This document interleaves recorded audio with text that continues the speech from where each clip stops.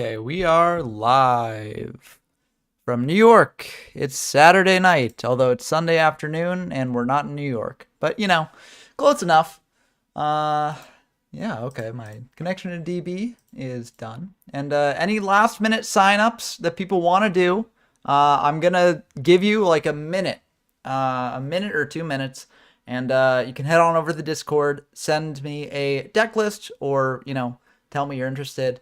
And yeah, then you'll be ready to go. So I'm gonna give it like one more minute, and we'll see what happens. So in the meantime, looks like we've got a fair number of people. We got 10 people so far, which is pretty good for this sort of format. Like, this is a very obscure format that no one really plays, because it is somewhat degenerate. Hello, Yu-Gi-Oh! Ita. Welcome to the stream. But yeah, it's definitely a very interesting format.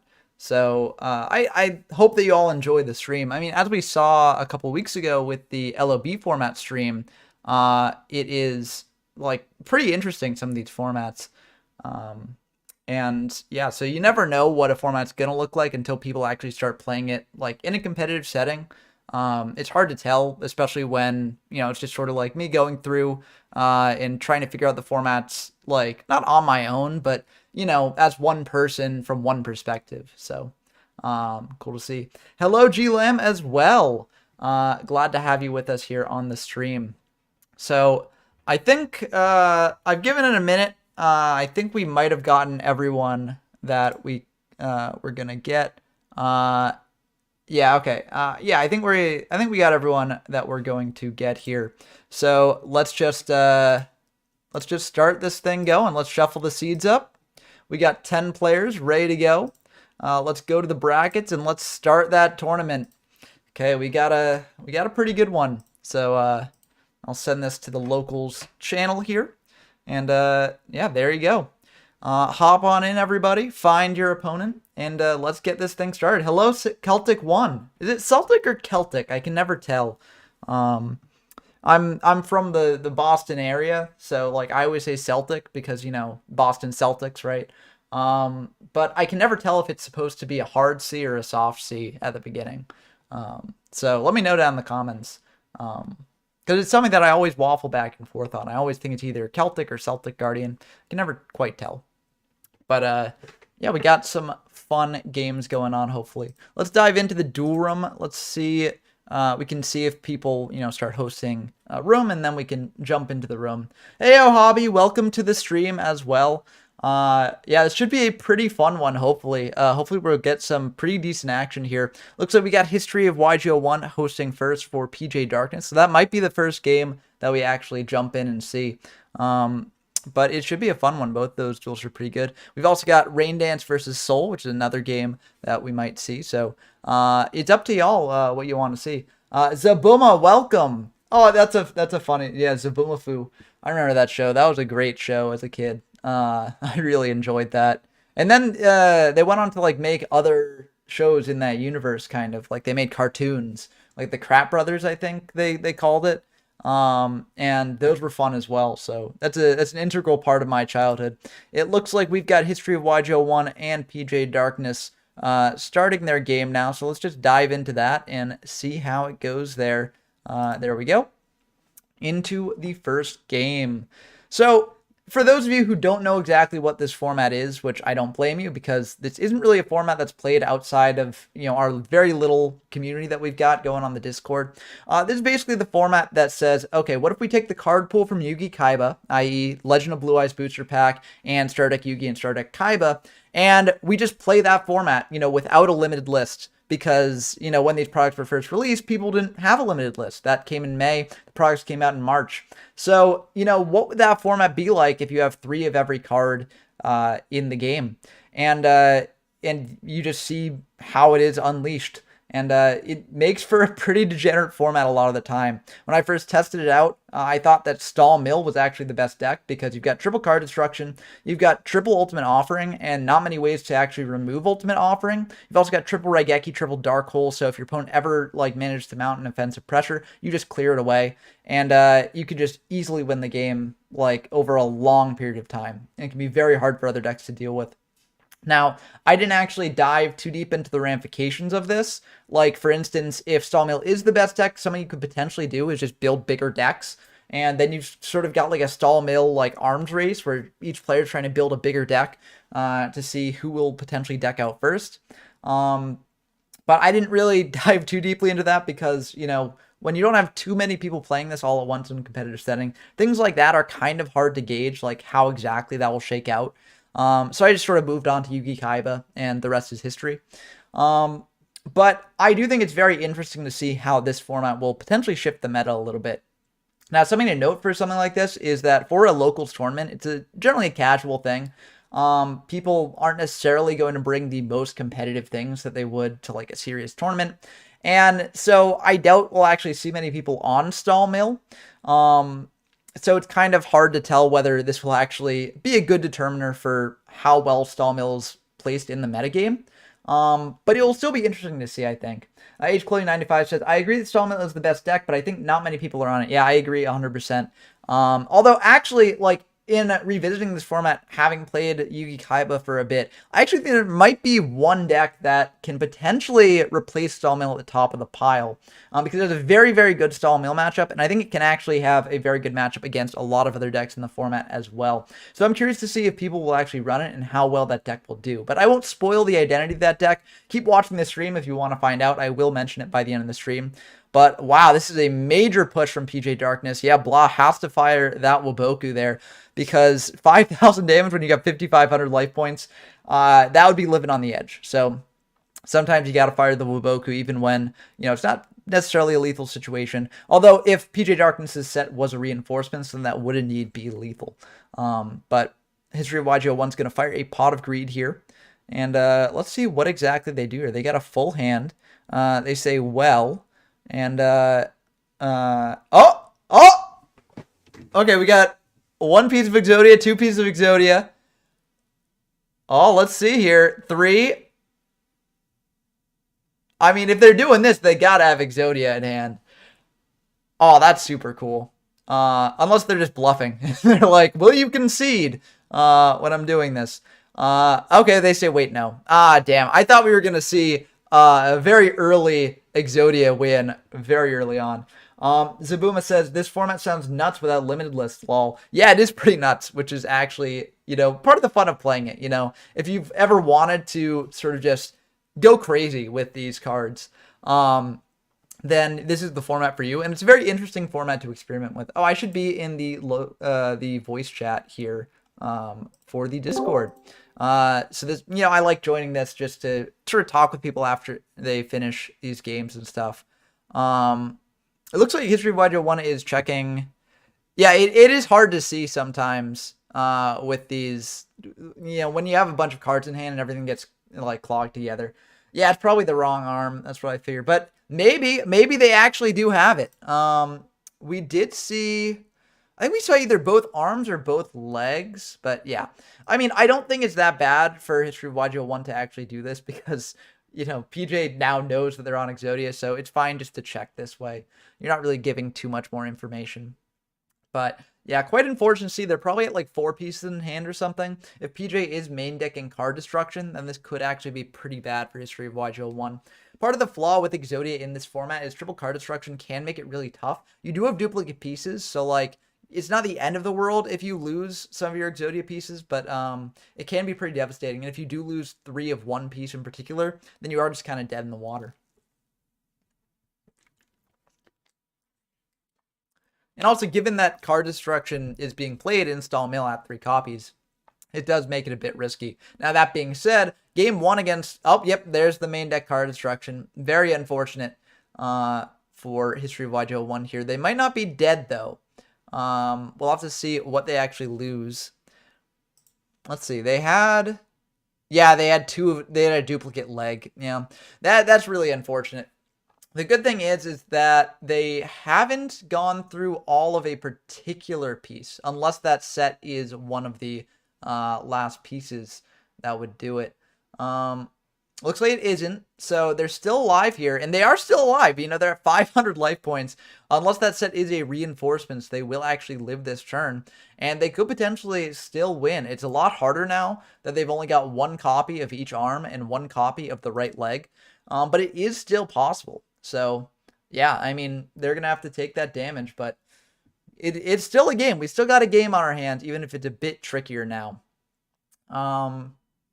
So let's see. I mean, they gotta take that damage. Maybe DB is lagging a little bit. There's no Karibo in this format, by the way. Like, Karibo comes out in Metal Raiders. So there aren't really ways to interact with the battle phase outside of just, trap cards.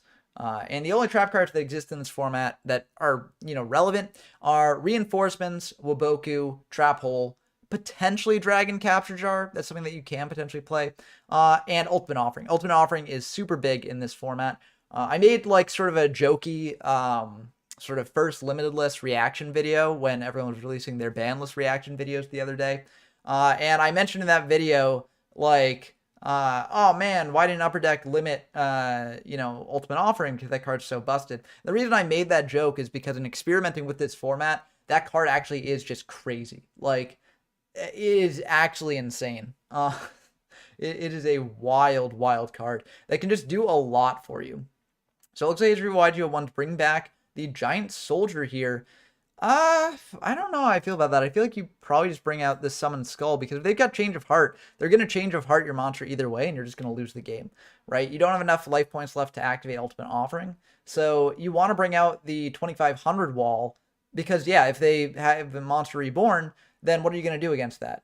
At least if you brought out Summoned Skull, then Summoned Skull has to crash with their monsters. So, like, you're still removing their monster.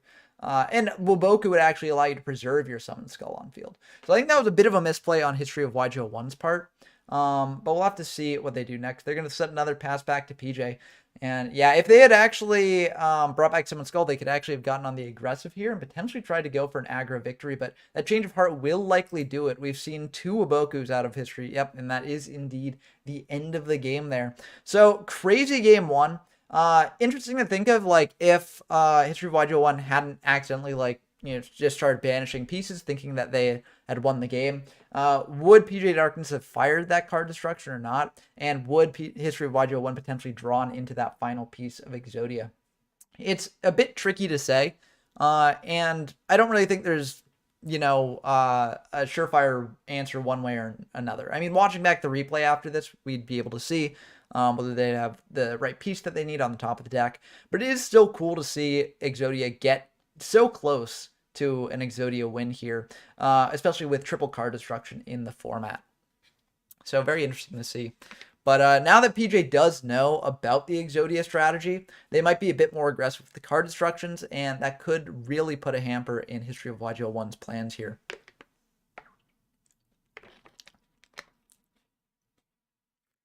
Looks like PJ is just going to set 2, set 3. Oh, card destruction probably incoming. Oh, no card destruction there. Okay. I feel like if you're History of YGO1, you probably just want to get aggressive here, honestly, because, or you just, set up for that card destruction that you figure is coming. Yeah, I don't know. It's a bit of a tricky spot because, like, yeah, I think it's good to go for the Giant Soldier. Like, PJ probably doesn't have Trap Holes left in their deck anymore. They probably side them out against Exodia if they were playing them. But it looks like they do indeed have an Ultimate Offering here. And this is what I mentioned earlier. Ultimate Offering is a crazy card in this format. Just absolutely nuts. Can do, like, pretty much everything for you. And History of YGO1 is not even going to attack in, I guess? Or are they?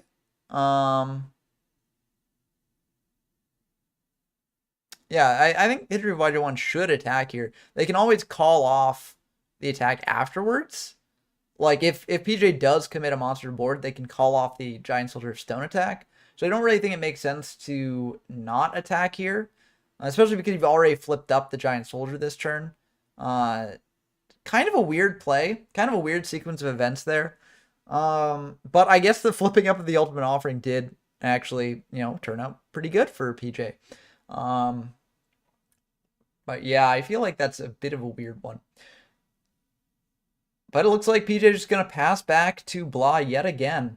And looks like they're just going to switch the Giant Soldier's defense, set another pass back to PJ. That's a bit interesting. I wonder if that's like a Trap Master, and they're trying to get proactive, popping the Ultimate Offering. But you are playing a bit into Dark Hole and Raigeki, one of which like PJ probably has. Or not. They're just going to set one and pass back to History of Waijo, it looks like. I think. I mean, I don't know. Yeah. So it's a very slow game here. History of Waijo 1 does have 4 cards in hand here. They're going to fire a Swords. The set is an Armed Ninja, so that will be able to pop that Swords. Pretty devastating blow for the stall player here, as Swords is one of the few ways that you can actually stall out for a bit here. It looks like History of Waijo 1 is just going to switch Soldier to attack, hit into that Armed Ninja. If PJ does have a Tribute Monster like Summon Skull in hand, they could pay 5, bring it out, but it looks like they're not going to do that, or they don't have it. And yeah, History of Waijo is just going to pass back to PJ. Let's see what they do here. This is a bit of a weird one. You know, as I said, the Exodia deck has to play a bit weirdly in this format, given that, like, you've got no way to search out the pieces, and, like, card destruction can be really disastrous for you. So, at different points in the game, you might want to bluff that you have pieces when you don't, or that you don't have pieces when you do, and it's a bit interesting. Now, History of Waijo 1 is at only 3 cards in hand, so, you know, they might not be able to draw into Exodia anytime soon, but Pot of Greeds can easily make up that difference, and they might be purposely below 5 cards here to try and prevent PJ from doing a preemptive card destruction. Yeah, the Armed Ninja was a really big swing there, and it is unexpected because D-Spell does now exist in this format. So it is a bit interesting to see that here. We also see a Soul Exchange coming down from PJ's side of things, getting rid of a left leg of the Forbidden One. That's a bit interesting. That implies that there's another left leg in hand. If PJ is thinking about potentially stamping some pieces, now could honestly be a good time to do so, because you figure, like, with 2 of the left leg gone, it's a lot harder to draw into your next copy. So I think that that could potentially be a good outcome here, but a bit interesting to think about. Definitely not the best situation for History of Waijo 1 to be in. That set might be a Summon Skull just playing around the Ultimate Offering, but it could also be something like Reaper of the Cards to pop a back row.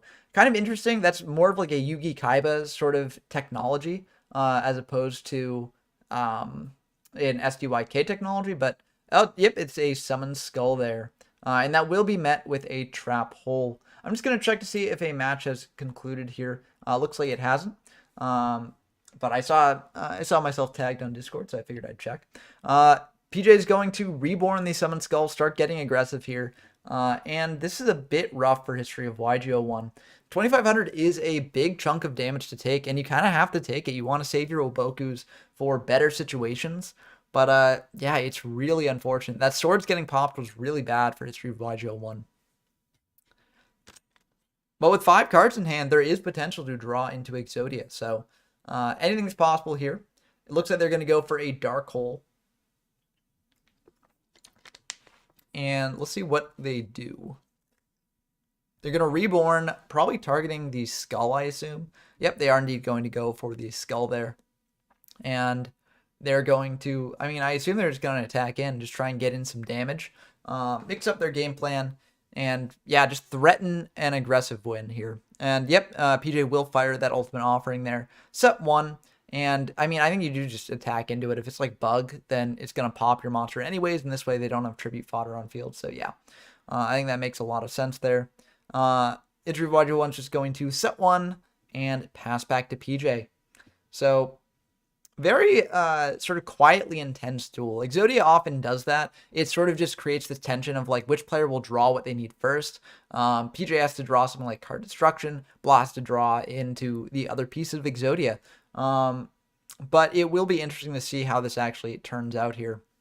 PJ's going to just set 1 and pass back to Blah. Now, that means to me that that is either an Armed Ninja or a Man-Eater Bug. Here comes a Pot of Greed, which could potentially draw History of Waijo 1 into an Exodia hand here. But let's see if it actually does accomplish that. They're thinking. They're viewing the graveyard. They're checking. And they're going to set 1, set another, and just pass back. Now, the interesting thing about Exodia too, and one of the major flaws with it in this format, is that committing a piece to board and keeping a piece in hand is honestly not too different in the long run. Because what you lose to is like card destruction exactly. And if you commit a piece to board, it's not in your hand, so you can't get it back. Well, unless you're playing like some crazy Hane combo, you can't get back into your hand to make up the piece there.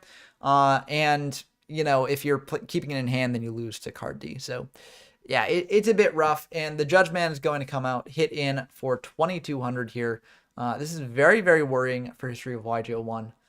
They really need to draw something good here. They've gone through 2 of the left legs, so that means that they've got to have the third in hand, right? Like, there's no shot they don't have the third in hand. There's no way you set that one piece without having the third in hand, because otherwise you have to draw into the third piece, like, just, you know, naturally, and that is pretty hard to do. So, if PJ does draw a card destruction here, they probably just win the game. Let's see. I did get tagged here. So 2 games have wrapped up. So it looks like Swifty has won against Dump Truck. So let's put that in here. Boop. And then boop. So Swifty's won against Dump Truck. And also Food has lost against Colgate. So we're getting some games wrapping up here surprisingly quick. I scheduled this locals at the time I did because I assumed that these games would go super, super long, because oftentimes games in this format often do go very, very long, especially if you've got stall mill players or just stall decks in general. But those 2 games wrapped up pretty quickly, based on, you know, how long these games usually last. So maybe this tournament will go a bit quicker than I expected.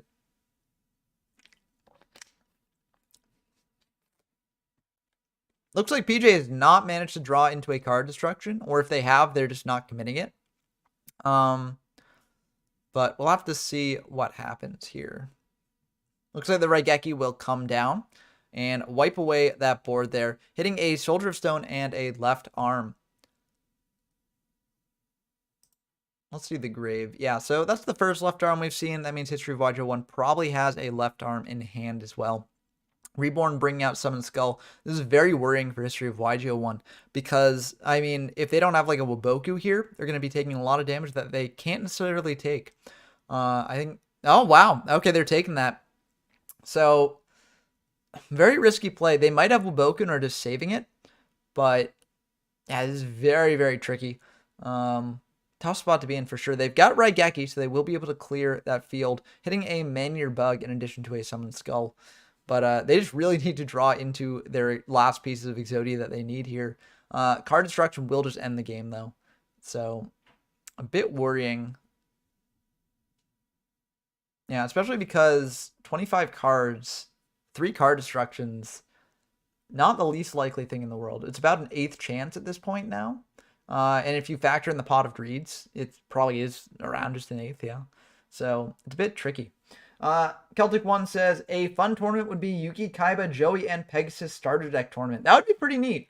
The one thing would be like how to actually, you know, sort of balance it and give people a variety of the decks. Because I do think, like, when it comes to at least starter deck Yugi and starter deck Kaiba, I do think that Yugi is just the better deck. Like, in playing that video, the 750 sub special, you know, me playing with the Ratos, like, you just switching back and forth between the decks, Yugi just felt so much better. It felt like you could do so much more, and Kaiba felt really, really rough to play. So I feel like, you know, if you do just limit it to Yugi and Kaiba, people are just going to play Yugi. If you add in Joey and Pegasus, then people are going to play like either Joey or Pegasus, whichever one is probably better, because those just kind of are much better than Yugi and Kaiba.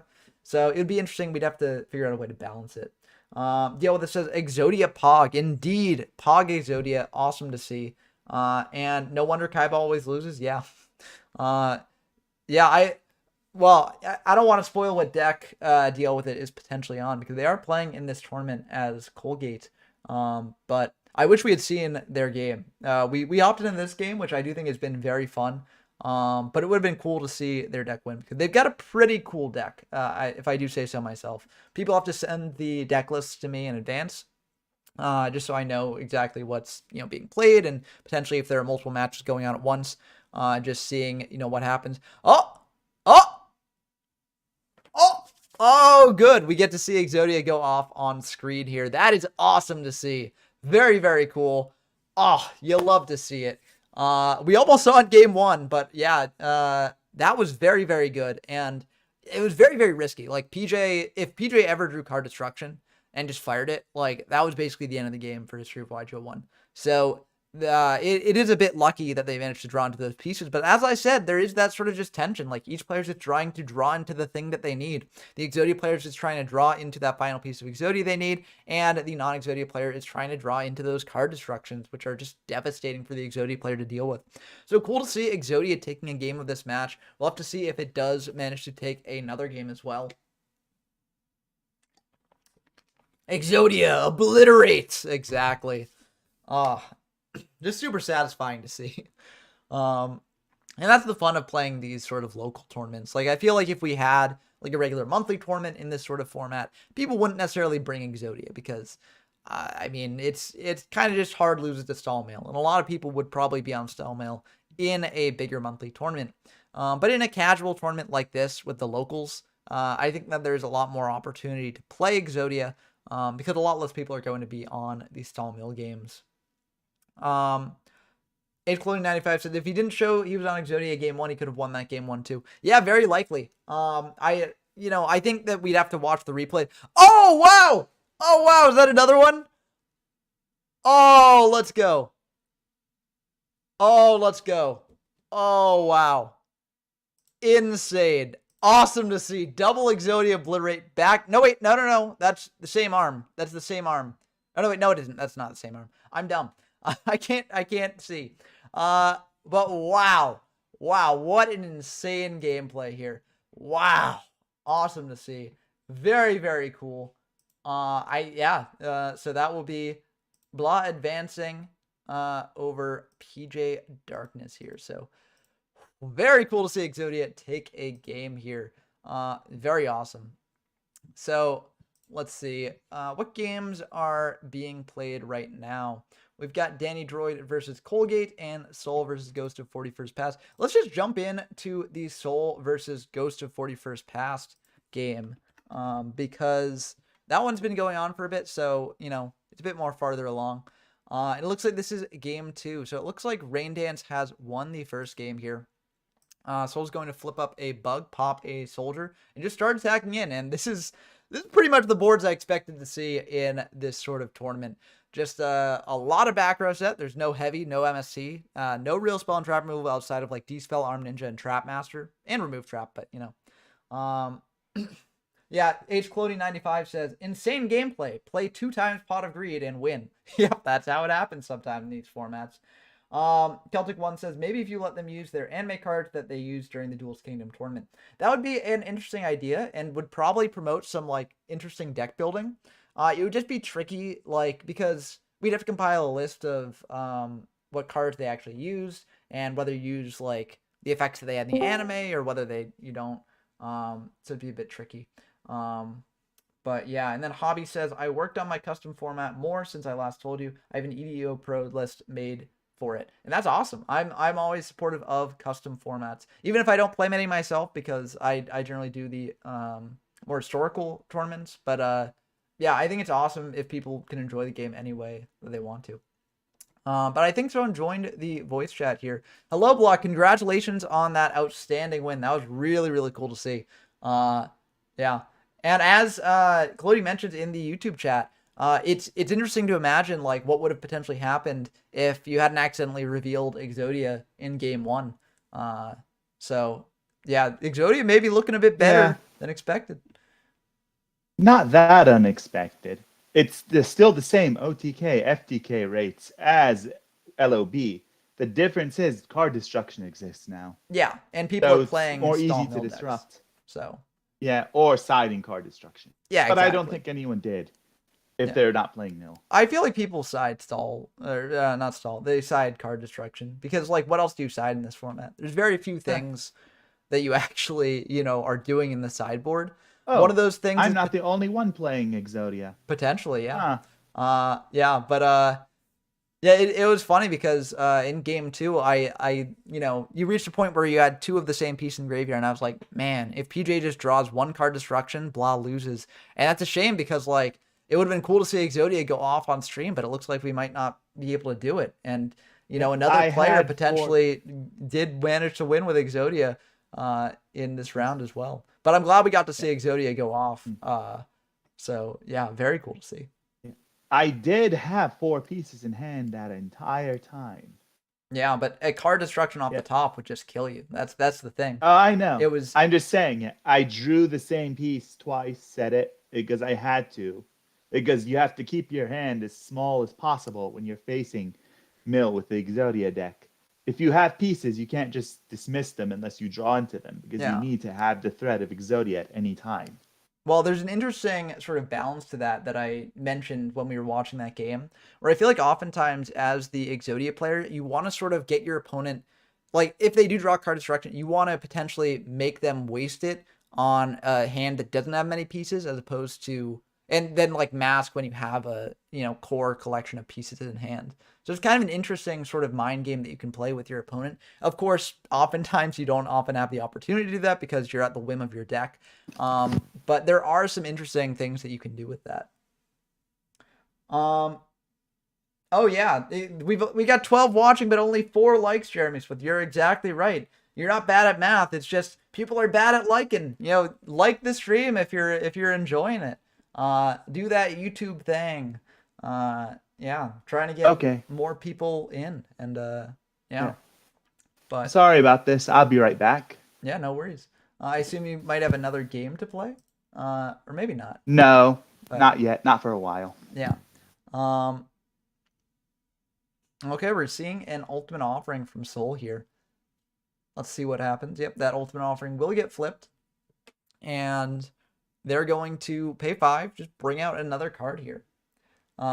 Which, is part of the power of Ultimate Offering. There are so few ways to interact with your opponent during the battle phase that Ultimate Offering can be very good, especially when there's a lot of removal in this format. Like triple Dark Hole, triple Raigeki. Ultimate Offering can be very strong with that. And they're actually setting a Lodgin here, playing around the trap holes that might be in Raindance's deck. And Raindance does have a remove trap to potentially to stop that Ultimate Offering from being bad in the future here. So interesting sort of gameplay. I think that probably was a correct move from Soul because, if Raindance did have Trap Hole, that could have potentially been the end of the game for them. But they probably had another monster in hand or else they would have potentially just chain blocked the Ultimate Offering.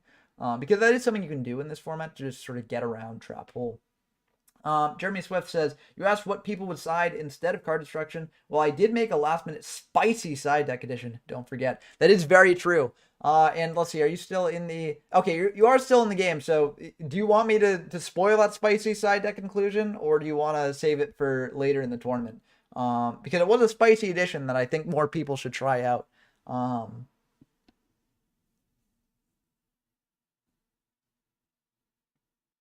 But yeah, that Summon Skull is a pretty good monster to bring out here. Just getting an offensive pressure on board. The issue is that there are so many things that Raindance can have to clear the board away, like Raigeki and Dark Hole, etc. Only one Dark Hole has been used up from their corner. And this is a bit worrying for Soul. They just got to pray that Raindance does not have a Raigeki or Dark Hole, and they don't have a way to actually pressure this. Change of heart on the Summon Skull. I think that makes sense. You don't necessarily want to take the set gambling. It's a man-eater bug. But yeah. Okay, Jeremy Swift says, I don't care, lol. I'm running it every time I win game 1, lol. Just couldn't draw it last game.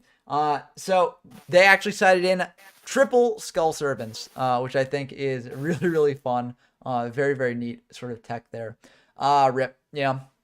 Reinforcements and a Wicked Worm Beast will not help against Change of Heart Raigeki. So very unfortunate there. I know that Soul's been one of the people grinding this format the most in the Discord, but it is a very, very tricky format, and there is a lot of variance, especially with triple, sort of Pot of Greed, triple Raigeki, triple Dark Hole. There's a lot of potential, luck-based things going on, and yeah, so it does kind of stink that they put so much time into this and are out now. But now they can join in the commentary here, and yeah, we get to see some exciting decks moving on as well. Also, Soul was playing a deck that I potentially anticipated was going to be one of the better decks in the format. Sorry, I'm just going to. I don't know. And back. Okay. I was just about to lower your volume because I was hearing some like feedback from your end. Oh So no, I don't know. Microphone up. okay. Yeah, it might be good to mute when you leave in the future, just so that way there's no interference or crackle on the. Everything's secure, so I don't know what happened. Yeah, well, it could just be good to mute when you're leaving or not talking in general, anyways, just to avoid like any feedback and stuff. Uh, but yeah, let's see what other games are going on. It looks like we've Like got that. Danny Droid and Colgate. So let's dive in to that one. And I know it's Coygate now, not Colgate, because that was something that was tripping me up last time. Koi. Yeah. He's a gate for fish. Apparently, yeah. So, oh, there is a reinforcements in the damage step here. And are we going to see another reinforcements in the damage step? Because that will indeed be the end of the game. Nope. Okay. Yeah, double reinforcements would have done that last bit of 500, dodging around Waboku. But yeah. Lad Russo 91 says this format is too much for my taste with so many triple cards. Yeah, honestly, I feel. Oh, we see the Okazi. Oh, very, very cool.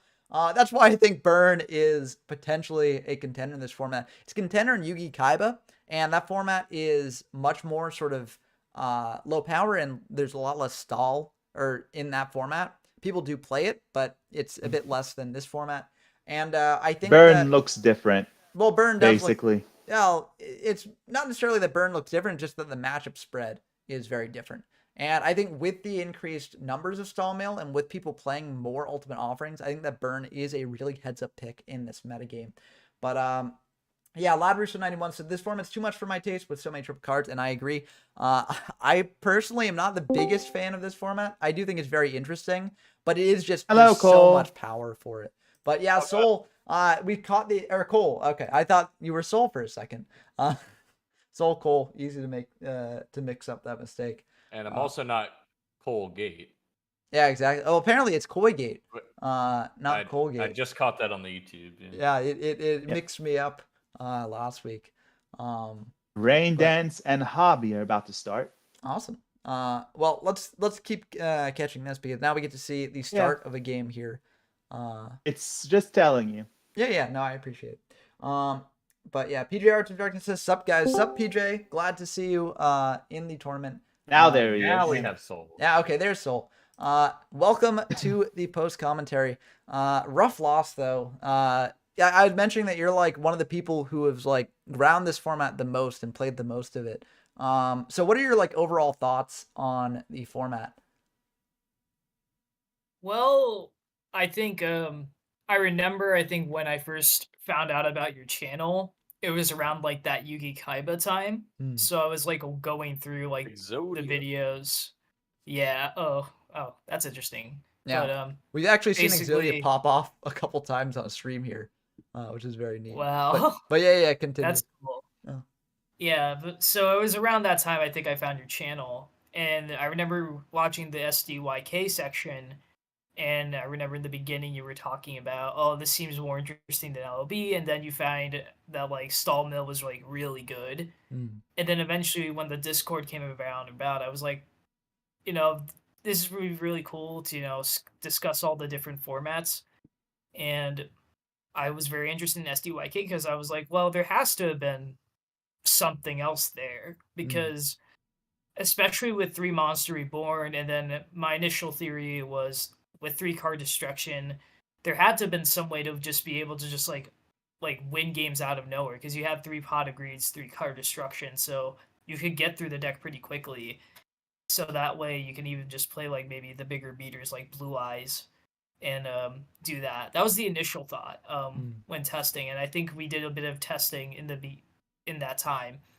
And then what we find out is like there's actually thanks to a little known card known as Wicked Worm Beast, there actually was some potential to go maybe for an aggressive play, and not necessarily even to play like card destructions, but just like a simple thing is like when you mentioned in the video of just playing like some remove traps in the main was a pretty good addition to the deck. And I think as well when playing the format, what I realized was like you have to not necessarily apply the rules of like Yuki Kaiba to SDYK for that reason, because you have so much removal, and because of the fact that you have a lot of it, you can't really always expect like it's why a deck like I would say Stallman was able to thrive, is just because the standard way of playing really benefits that type of deck. And so you have to sort of play it in a way where you keep that deck in mind, but still have the deck be pretty good.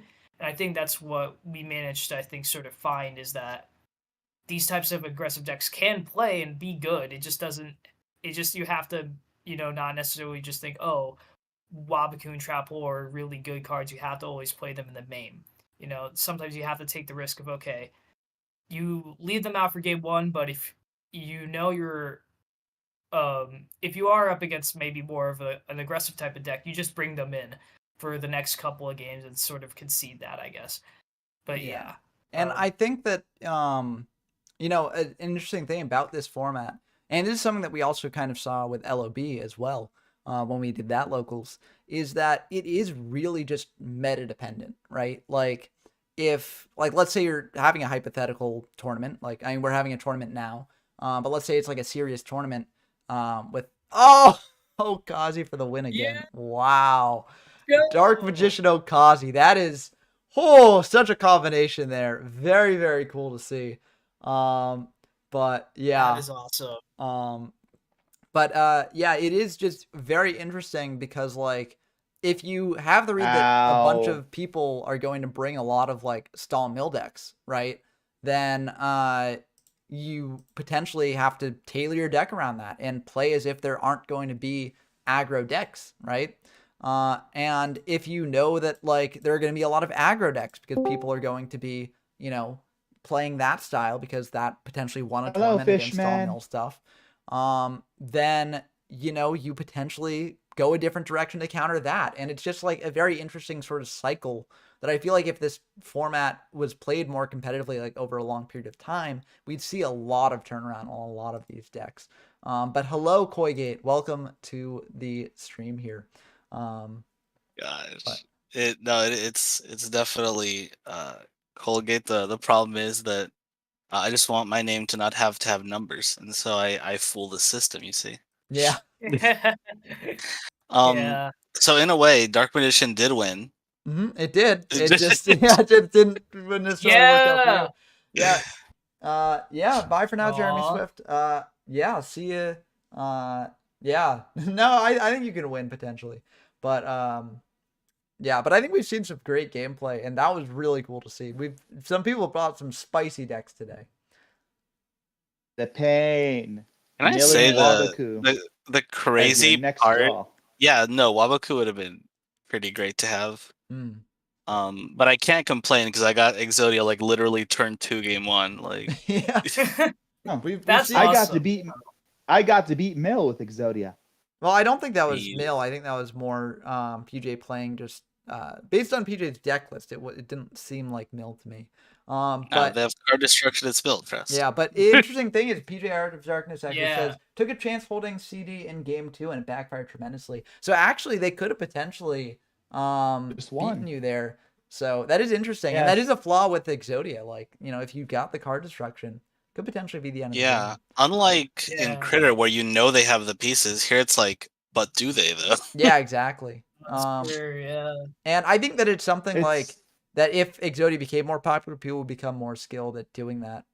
Like, I think in that game specifically, once you see 2 pieces gone in the graveyard, I think you just fire the card destruction because you figure like they're not going to throw away pieces that they don't have an extra copy of. But that's something that like you potentially don't realize until you've actually played a couple games in this format against that deck and see exactly how people play it.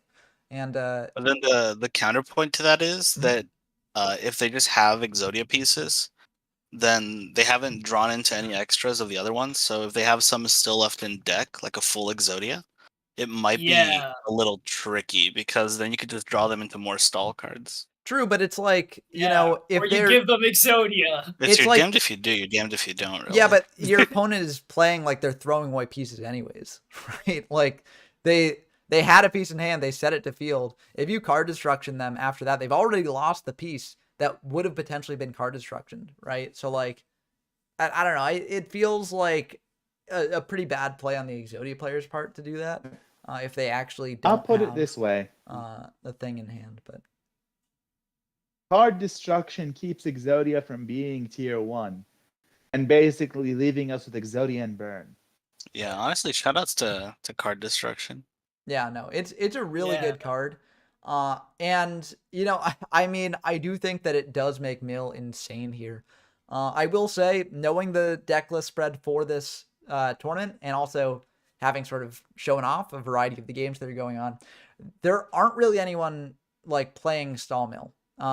There are people playing like Ultimate Offerings, big decks, and things like that, but there's no one really playing like Stall Mill how you'd actually like imagine it being played. Which makes sense because Stall Mill is a degenerate deck, and DK couldn't attend this tournament. So you know, it's just not going to be played by a lot of people because a lot of people don't enjoy that sort of game style. And so the results of this tournament that we're seeing, it doesn't necessarily weigh on how Stall Mill is going to do if we potentially run a tournament again in the future and see how that does. It just weighs sort of on the popularity of the deck and what the sort of runner-ups to that Stall Mill strategy are potentially. That's the reason I went to Exodia in the first place. Yeah, I mean, knew that very few people would play Mill. Yeah. So and it's exactly like call, yeah. Yeah, it's exactly what I was saying earlier. Like a lot of I think success in this format is based on like meta calls. Like if you're like, okay, people are not going to play this sort of deck, so I can play this sort of deck and do pretty well. Then you could potentially win based on that, right? So yeah, it's I guess the other thing too, though, is like it's going to also depend as well, depending on the list, how many are like deciding to main like the remove traps for like the UO decks, if that's going to maybe be a standard thing as well. So it maybe would show that like, I don't know, I guess like it will see how consistent is it for these aggressive decks to be able to just you know, when they have the remove trap, be able to win their games, I guess. Yeah, for sure. And I think remove trap is honestly just a staple of this format. Like, because it's not just the aggressive UO decks that use it. Stall Mill uses it. Like, a lot of stall decks just use it because it can get a defender on board and block a big attack for just the measly cost of 500 life points. So I think UO is like just a format staple, and that's remove trap is also going to be a format staple because there just aren't enough ways to remove it. Like, you could set a trap master, but with all the removal in this format, setting a trap master is actually not the best. I mean, also change of heart exists, so your opponent can just change of heart the trap master. Yeah. And then I guess so. Like I've been like sort of theorizing, well, what if you try UO control so that way you can play Reaper the cards? Yeah, like, no, try that instead. But Reaper would be cool. I don't know. It's a bit tricky. Like a lot of the sort of slower strategies that you can do in Yugi Kaiba just completely fall apart in the face of just, well, triple Dark Hole, triple Raigeki, triple Change. And of course, your opponent won't always draw those cards because oftentimes people do play like pretty thick decks here because, you know, one counter to mill is playing over 40 cards. So like, you know, there's going to be variation in that. But it is just interesting to see how people are adapting to this just crazy format, like wild, you know, sort of just anything goes, and just dealing with that. Like, I do wonder too, what is it?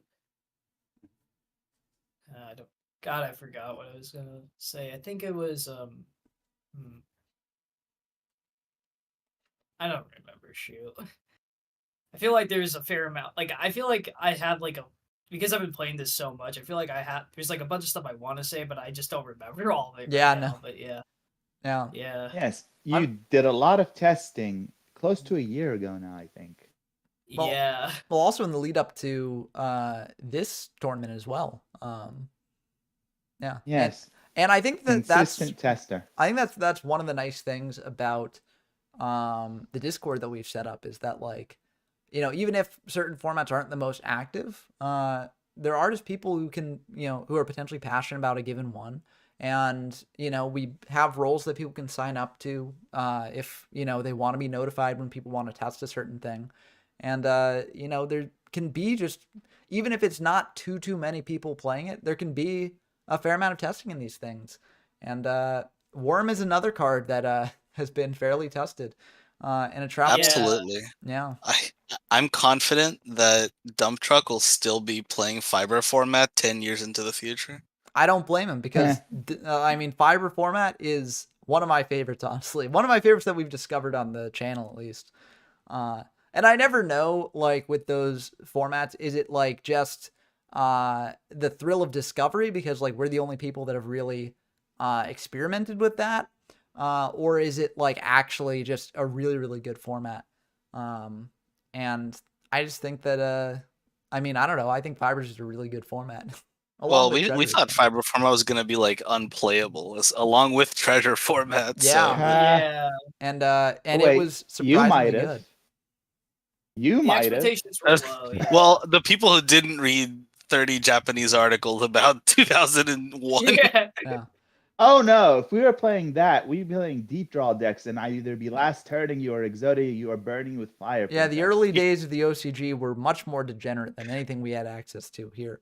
HClothing95 actually says something shocking in the YouTube chat. They say Fiber format is better than Android. That is a shocking statement from them, given their general thoughts on Android.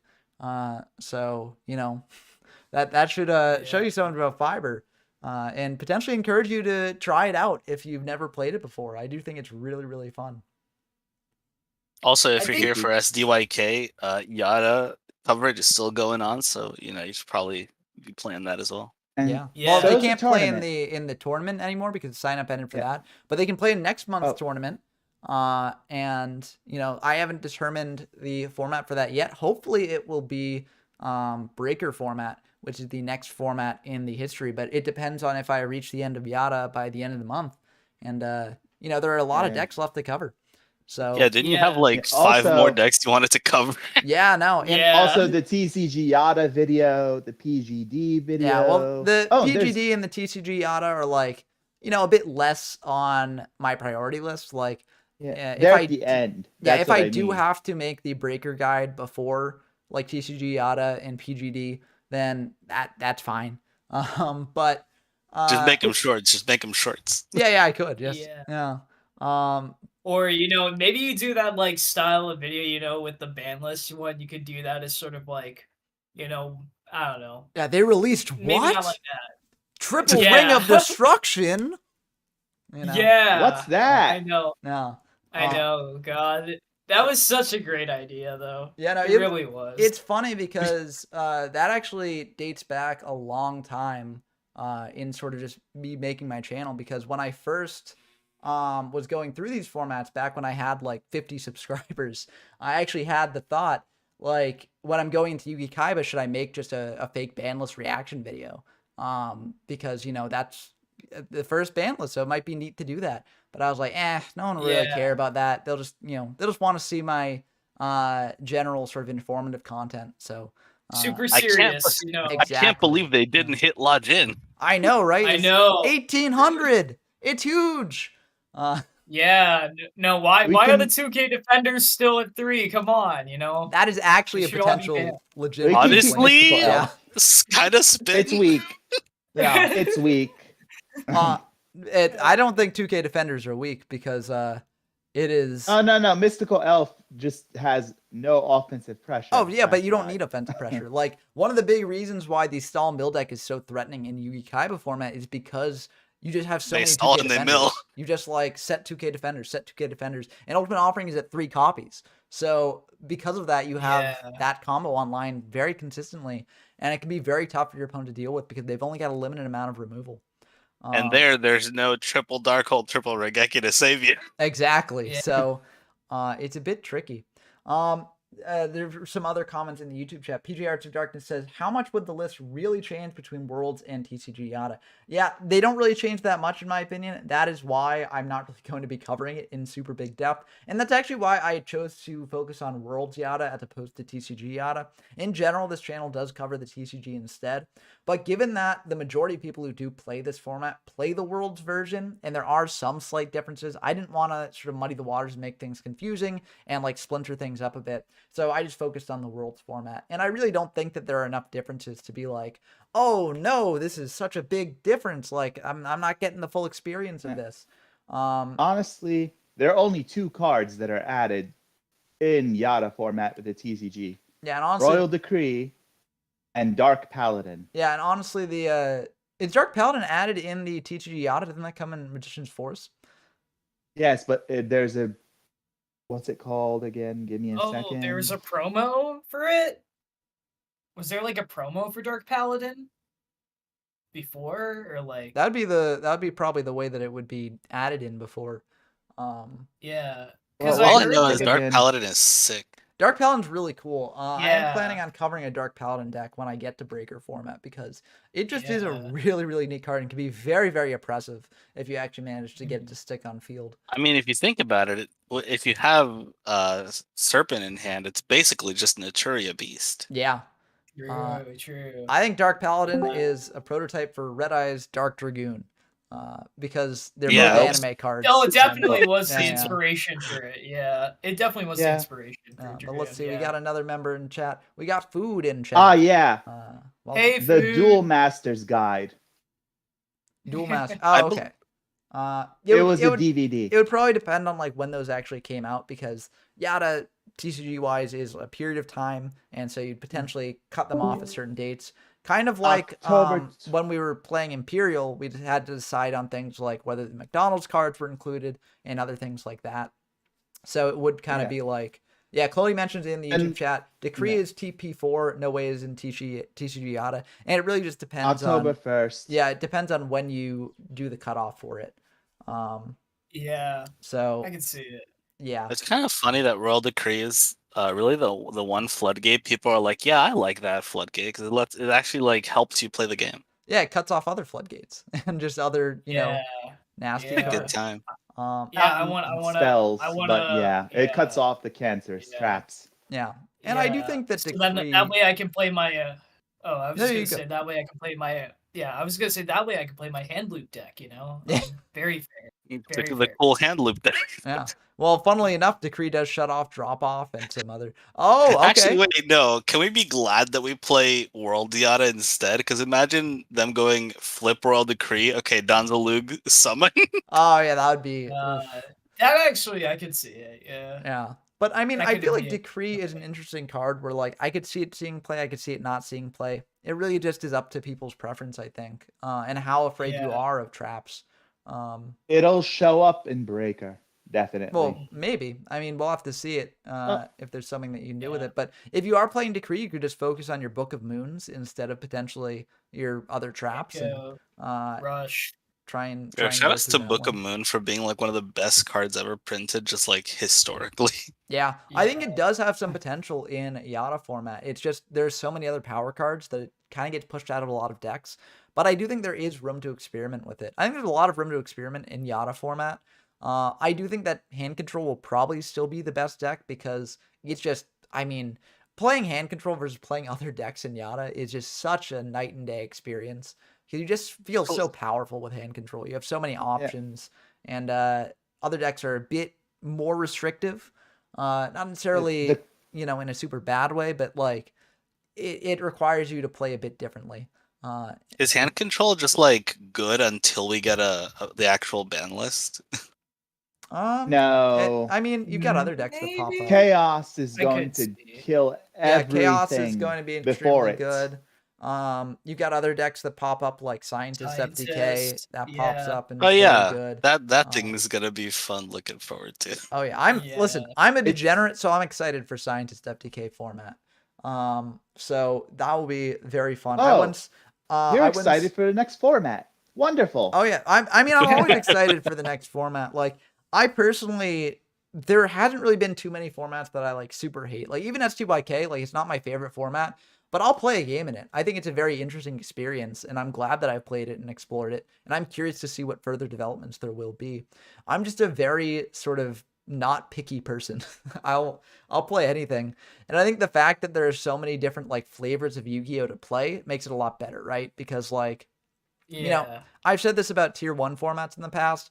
I think a lot of the downside to a tier 1 format is that like you're forced to play one deck at a certain time. Whereas, you know, if you're just looking at retro formats, if you don't want to play that deck, you just don't play that tier 1 format, right? You just play a different format.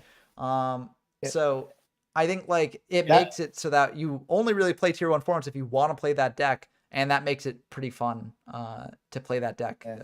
Or not tier 1, tier 0. Yada. Oh, tier 0. That's what I was thinking. Brain fart, but yeah.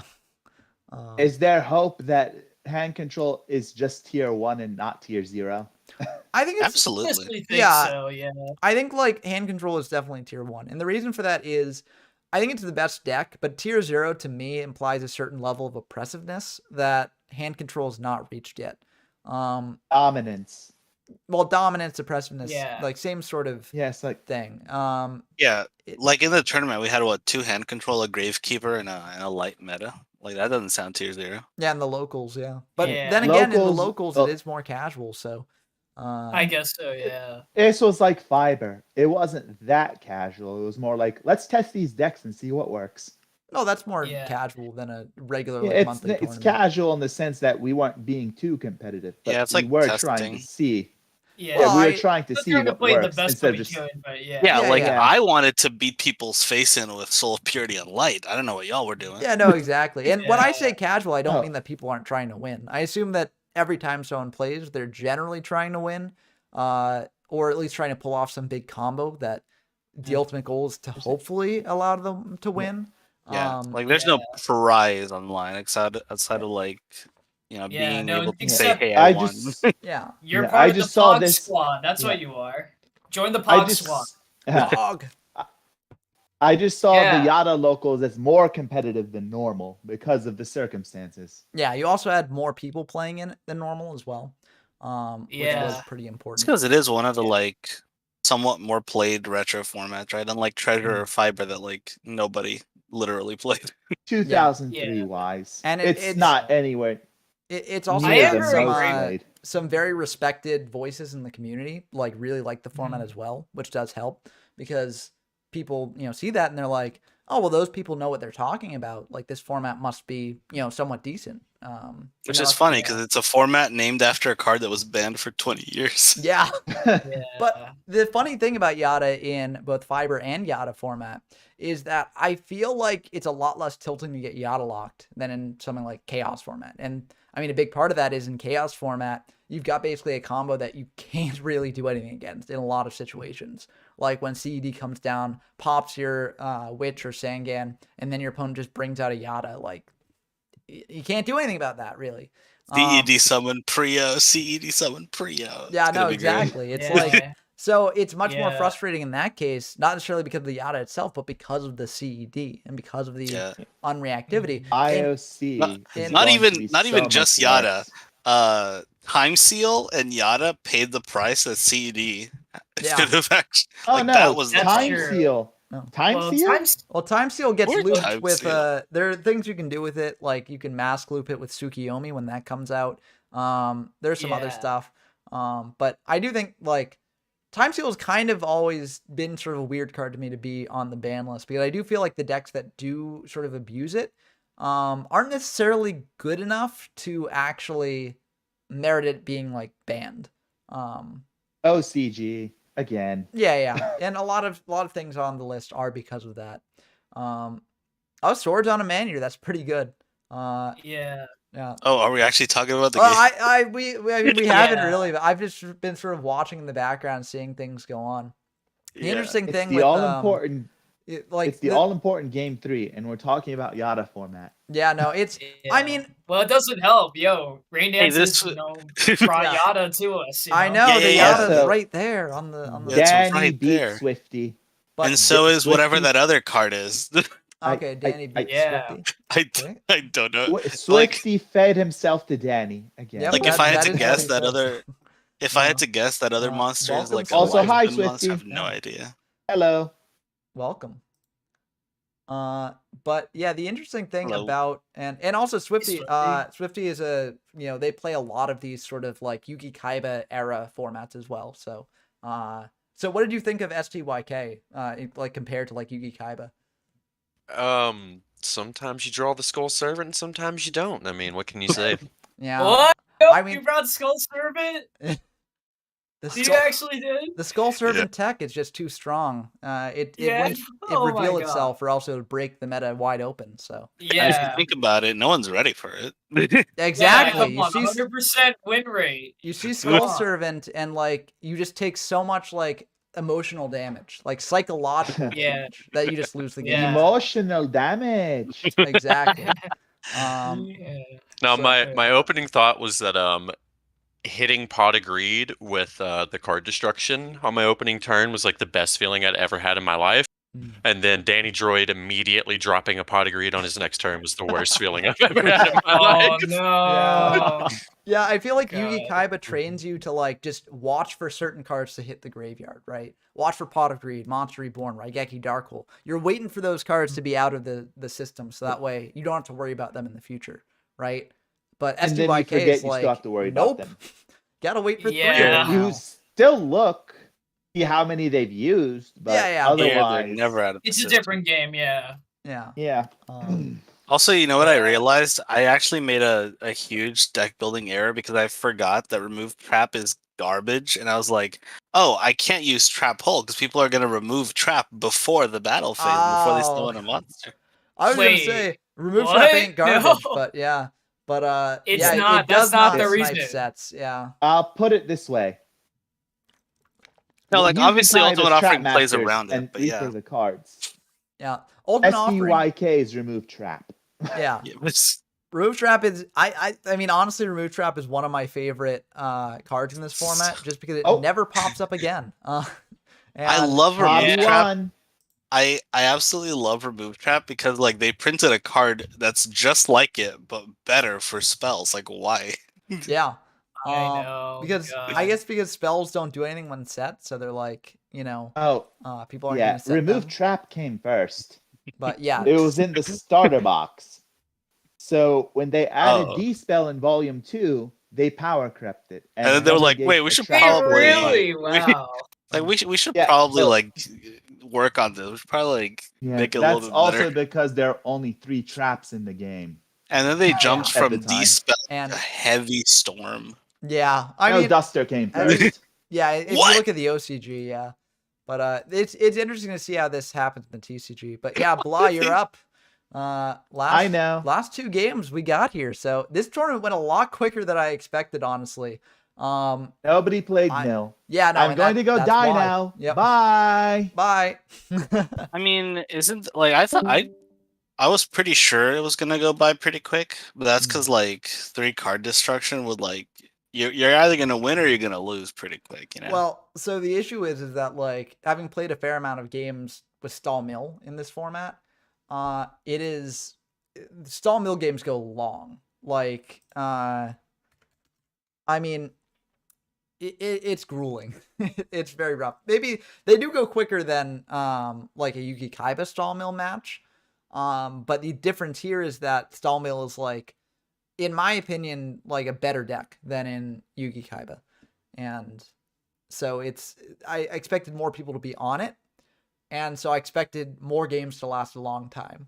But no one was on it. So much quicker stream than expected. But honestly, I'm not complaining. I think this has been a pretty fun stream so far.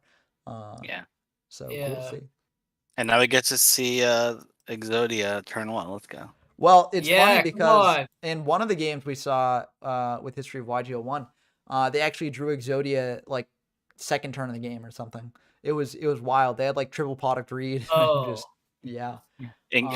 Pot of Greed has got to be the wildest experience. You're just like, wow, this is just happened, right? Yeah, no. It's crazy. Yeah, no, this is why it's my favorite. Is that what a Sky Striker player feels like?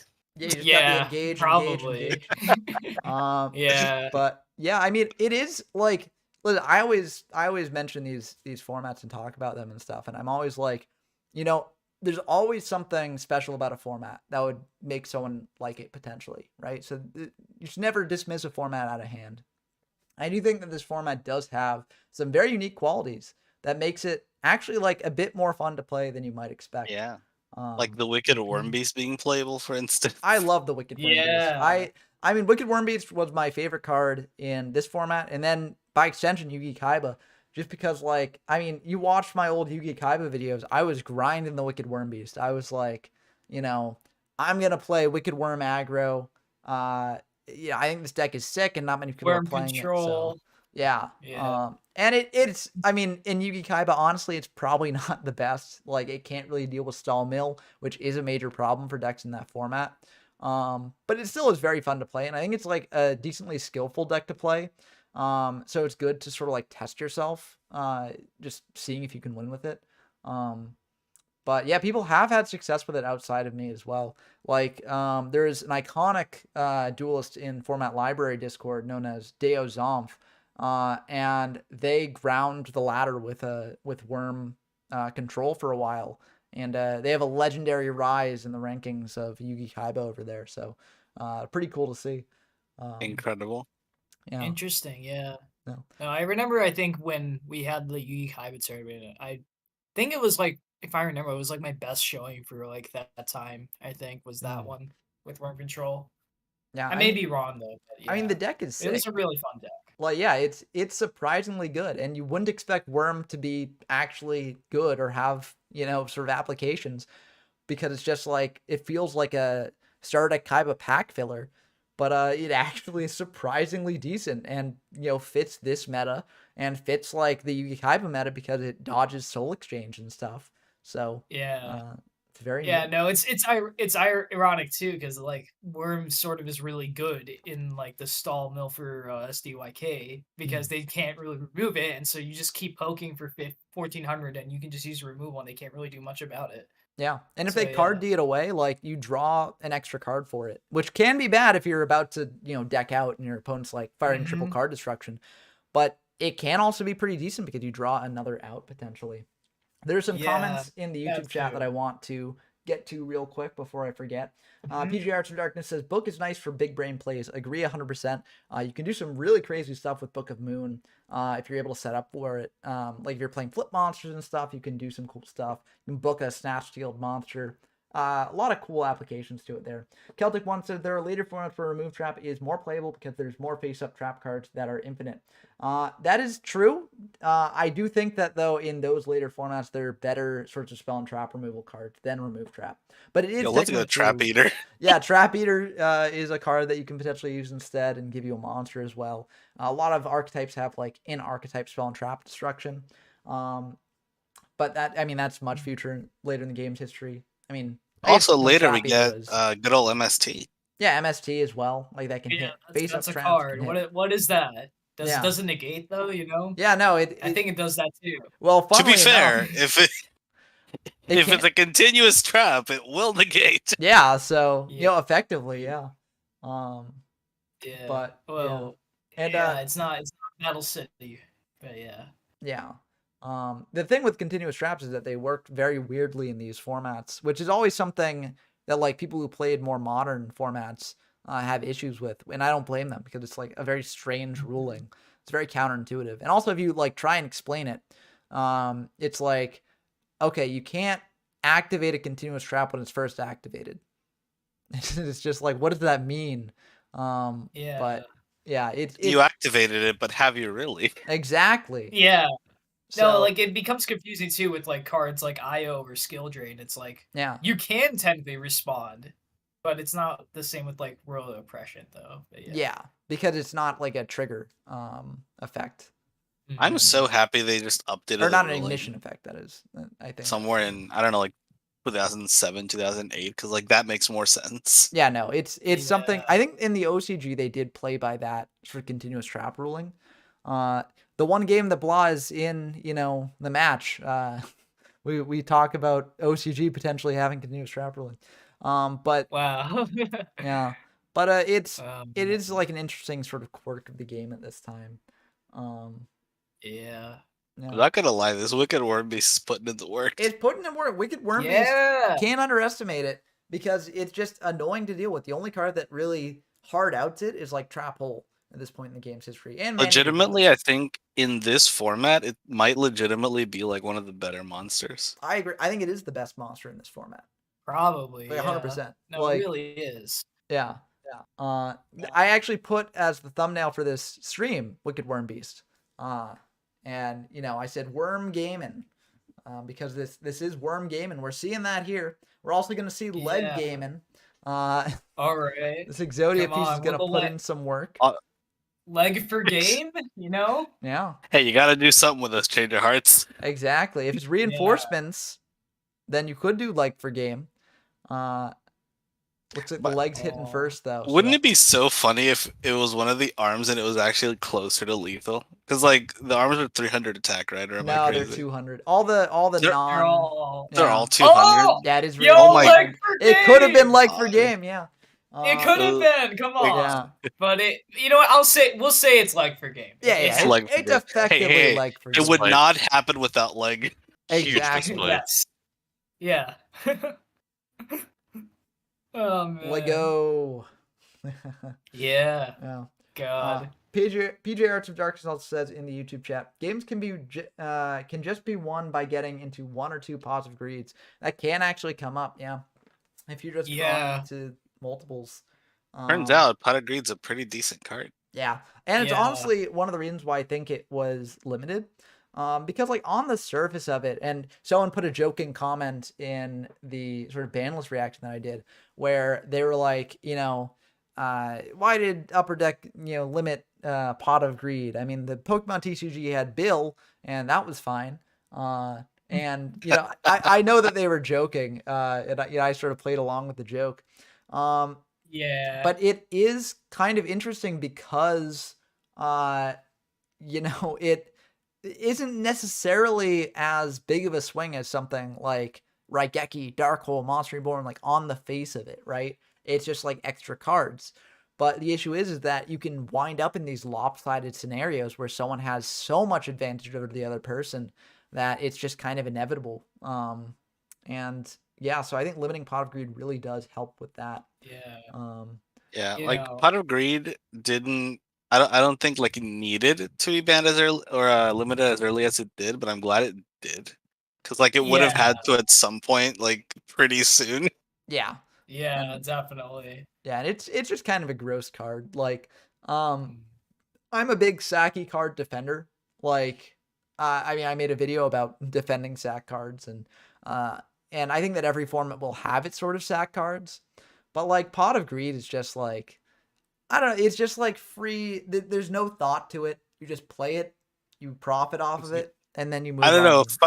5 minutes ago, you were like, yo, that scientist's gonna look mad nice, though. Okay, but you gotta set up the combo, right? Like, I mean, sometimes you just hard draw it, but like, if you don't hard draw it, you maybe have to play around, like, if your opponent's gone first, you've got to play around with potential back row they might have. You got to do other stuff there, right? So it's like I mean, it can be instant win, but like oftentimes it's not actually instant win.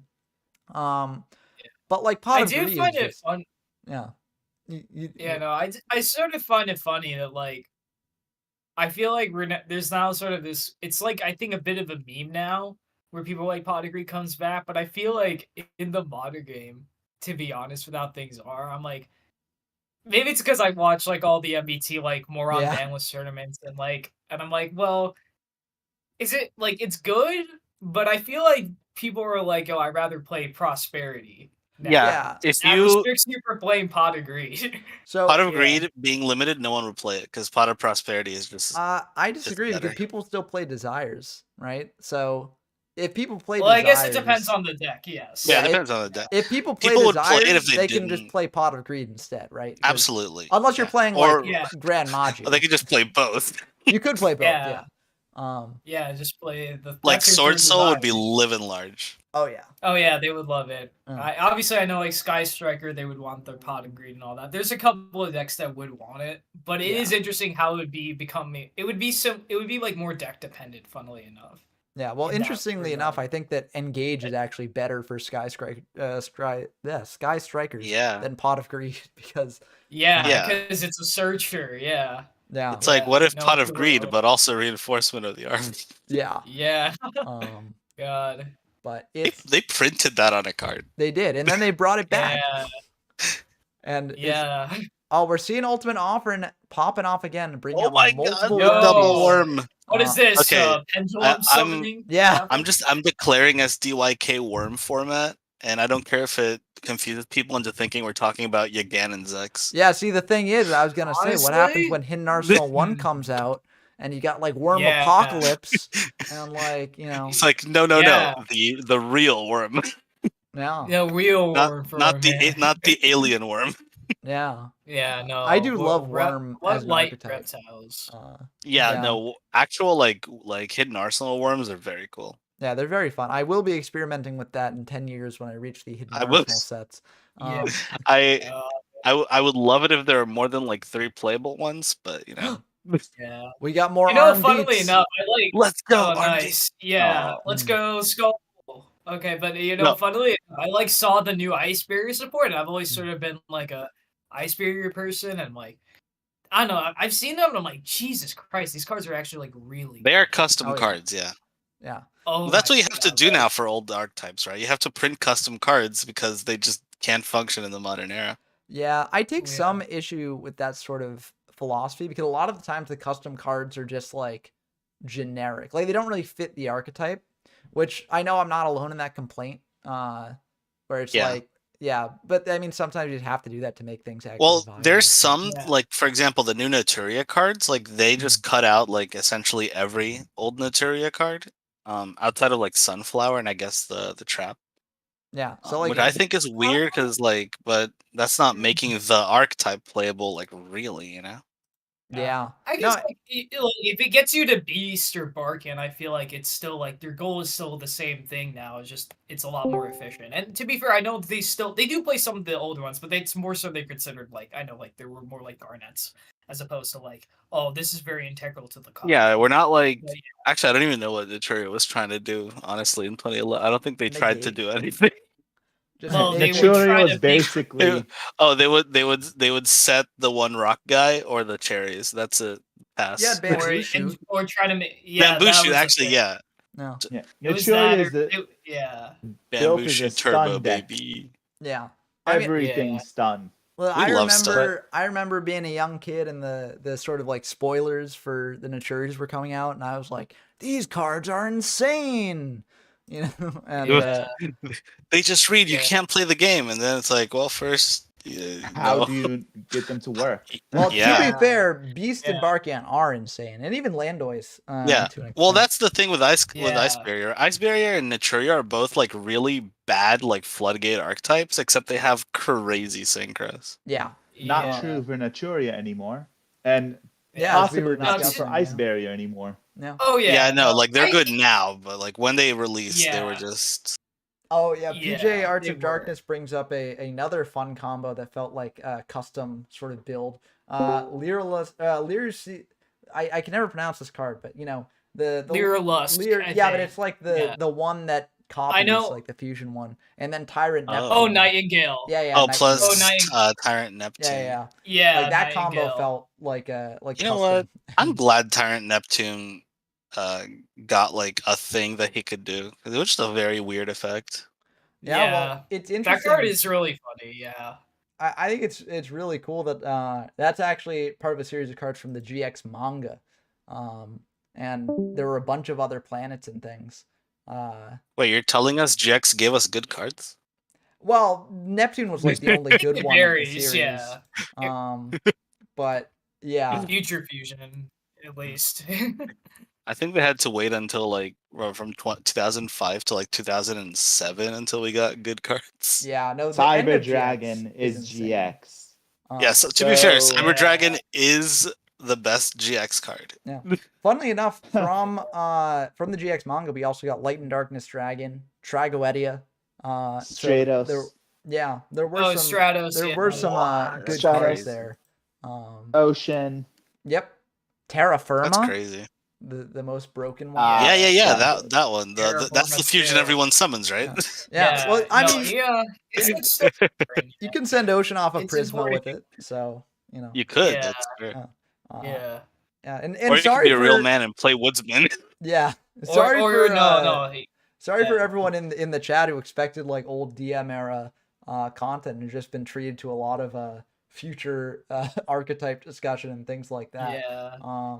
But This is Yu-Gi-Oh from the future, baby. Yeah, exactly. We're foreshadowing things 5 years into this channel's future. Yeah. Yes. I mean, that's Maybe part of less. the thing. Like I feel like I feel like a lot of people have the sort of perspective that like if you enjoy DM formats, you don't enjoy later formats, right? You're just like either a Yu-Gi boomer or you're a modern enjoyer. Yugi Zoomer, right? I guess. Yeah, Yugi Zoomer. That's a good Yugi term Zoomer. for it. Yeah. The Zoomies. And I feel like there are a lot of people who enjoy like both. I mean, I for one enjoy like all the formats that the game has taken. Maybe not every individual format, but like the general like different forms that the game has taken. I was about to say every form. Yeah, no, I mean every Yes. format that I've played so far, I can find something good about it. I may not necessarily enjoy each one, but like even if it's not my favorite, I can be like, okay, this is fun when I want this, right? Yeah. But it's just like I don't know, like formats. the game is very flexible, and I'm kind of invested in just seeing how it develops because like. As opposed to something like Magic or Pokemon TCG with set rotation, Yu-Gi-Oh! Is just like constantly evolving. And I mean, Magic and Pokemon are also evolving, right? But like, it's a different sort of evolution. Pokemon is literally evolving. The thing about set rotation is that doesn't mean cards don't get reprinted. They just get reprinted for different periods. No, I understand that. But like, with Pokemon and Magic, you can more like sort of craft the meta like hands-on, and there aren't like sort of synergies with like I was digging in my bulk from like 10 years ago and I found this card Marionette Mite, and it could actually potentially have some applications. I literally have a Marionette Mite. I do as in well. My bulk. Oh man. It's in my funny how card that's collection. relevant now. Yeah, in my OG. Well, to be fair, I think it was. I'm not sure, but I think it was in a structure deck at some point, like a Zombie World structure deck. Marionette Mite was? Maybe. Oh wow. Maybe I didn't get if that's like the Baylor Drock structure deck. I didn't get it. I did get the OG Zombie. No. It was the one from like 2008. Okay, I don't remember it being in that one, but that structure deck was really fun. I did get that. Yeah. But PJ Arts and Darkness. Yeah, PJ asks a good question that I want to address. They say, so will this crown a new Locals legend? I believe that Danny has won a Locals, but Hobby is not, I think. Correct me if I'm wrong. Maybe? But so let me check Danny again. is one. Yeah, okay. Danny is one for Locals. But yeah, so this might actually crown a new Locals legend if Hobby does manage to take it. And for those this game curious, one, they are looking pretty good. Yeah. For those curious, Marionette Mite is indeed in the Zombie World structure deck. Oh, okay. So if you're looking to play Marionette Mite in today's game, you should pick up this 2008 structure deck. Should be easy. Oh yeah, we're wrong. Should be easy to find. We're thinking. We're wrong. Do you guys still have all of your original structure decks? Oh yeah. I never. I only bought one, and that was that one, the Zombie World one. See, I still have my Yugi, my Kaiba ones for sure, all of them. I don't have I got Yugi and Kaiba like not unloaded, but the SDE or no SKE and SYE Evolution. I have those. Evolution. Yeah, the ones with like Kaiser Seahorse, and whatever card Yugi had, but yeah, those were the one that doesn't matter, Yeah. I have a very old perspective of the game because I quit during Magic Ruler originally. Oh wow! During Magic, and then literally just came back whenever I started watching B-Sox videos. Nice. I'm glad I could bring you back after that long a period. That's good. But update. Yeah. Update. I wonder why you quit after Magic Ruler. An update I have. Okay. Not for this locals, but for the actual tournament. Mm-hmm. Eratos has defeated Clody. Okay, cool. Oh, dang. All right. That's good, yeah. Yeah. Speaking about that, how dare you, Ben? Do what? Put it in Swiss. What, Swiss? Swiss is fun. I enjoy Swiss. I think that it was a lot of people. It was like 30 or something. Yeah, I'm We're gonna be you're all gonna be playing this tournament for the next like 3 weeks. Yeah. Yeah. Well, we're running through the rounds pretty quick. Like I think there are like 2 more rounds left. Or maybe 2 more. I didn't even get to explain. You were supposed to put it in double elimination, and now you just switch it to Swiss at the last minute. You suck. Rain Dance makes a good point. That was wait, who's okay. Point? Oh yeah, Rain. Yeah, Toss is. I mean, I've never actually played Toss, but I've heard really good things, and I do want to play. Toss is it's like the sweet spot between like when Firewall was doing Firewall things, which made the game unplayable, and then also when Hauke Fibrax was a card they printed alongside Auroradon. Yeah, Fibrax was basically when wait, I think in the OCG for a while at that point. Yeah. They then printed it.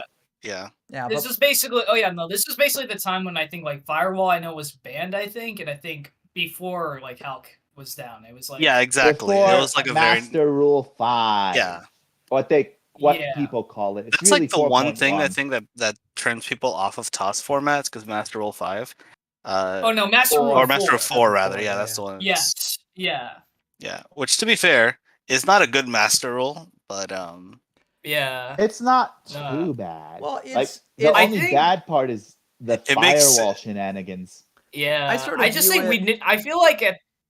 Yeah. Go ahead. The way I view it is like, similarly to like the different formats that we cover, and like they've got their pluses and minuses, right? And different ways that you have to play, right? And I mean, formats that use Master Rule 4 or Master Rule 3, it's different from how we play nowadays, but it's just their own little quirk that we have to sort of play with. And I think it's kind of a neat thing to play around. I think the one like really egregious thing is them releasing Junk Speeder without actually letting them be able to use it for the whole Master Rule. But outside of that, I mean, once you start playing it, it's fun.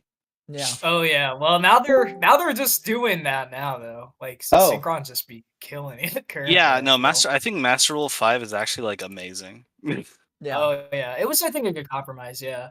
Yeah. I think though the thing was too though was and in that time I feel like we really I don't think we fully really understood how to really work with Master Rule 4 at the time. Like I think we tried at the time, but I just think like there was only you only get so much time.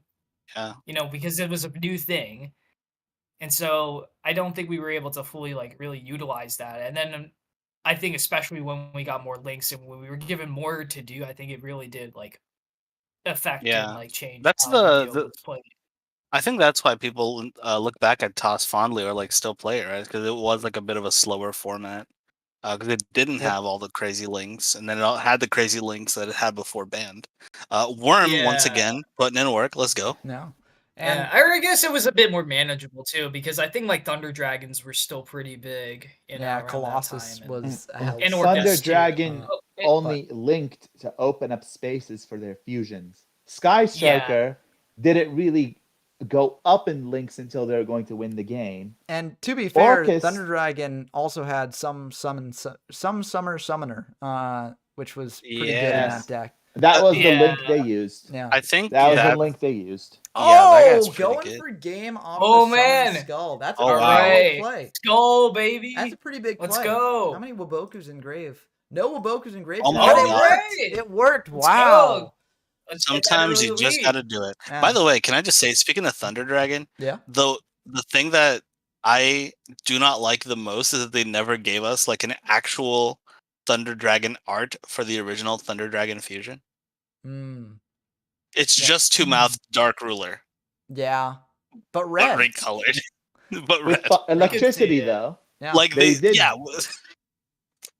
shocked two-mouthed Dark Ruler. No. Yeah.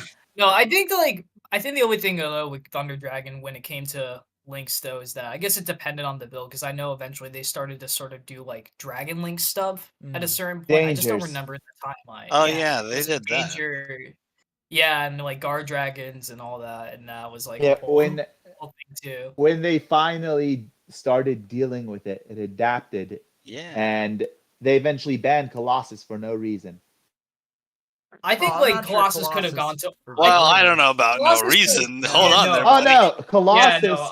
Yeah, it's OCG, but Colossus has been at one there the entire time since they hit it, and Thunder Dragon barely popped up for a few years. The thing about TCG and OCG at that point is that they separated so much, right? Let's go and Maxi is very important for sort of analyzing the distinction between the two formats. Yeah. But TCG and OCG are like very separate, so you can't necessarily make the same sort of comparisons that you can to like the DM era form. And to be fair, DM era formats are very different from OCG DM era formats because the OCG had insane cards like that the TCG it could be. Have. But yes. No, to be fair with the Colossus like ban though too, I definitely wasn't like I definitely think 1 would have been like okay, but yeah, I think 3 was was really too much back when they were just doing like 3's still too much, honestly. Yeah. There are some cards that do not very easily lose their value and playability. Yeah. And yeah. Or they don't lose it. Yeah. Raynance but their does deck say does. That there's a reason that Raynance does say that Colossus was oppressive in the YouTube chat. And, Danklaw is still broken OP. Yeah. But heroes are not. Oh yeah, heroes are crazy now too, you know, God. Yeah.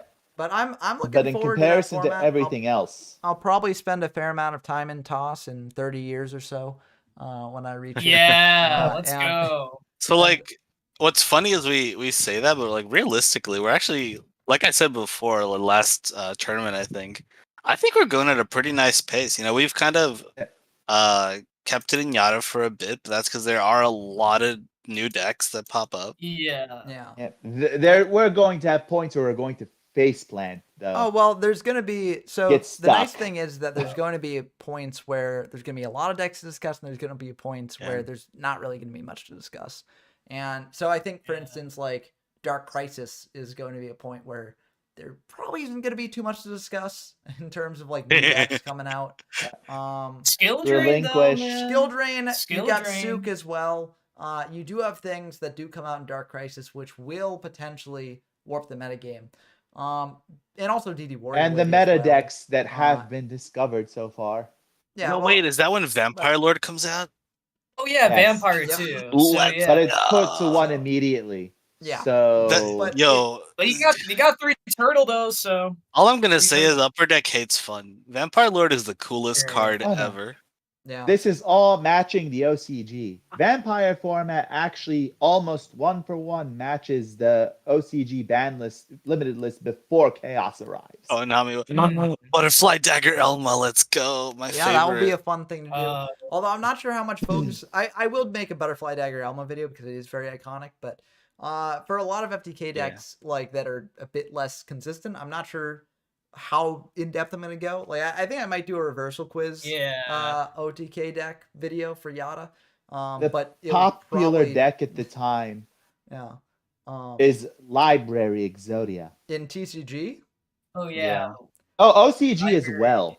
But they had 3 Elma. Well, for Elma, yeah. I thought you meant like in the meta. It was the top deck. Yeah. Ironically, DCR format's going to have more to talk about than Vampire format does. Well, I probably won't we actually got so many too much on because the unlimited formats, like I've noticed that they're better just to like dip my toes into in like the regular videos and then feature in locals like these for just more like sort of in-depth exploration and coverage.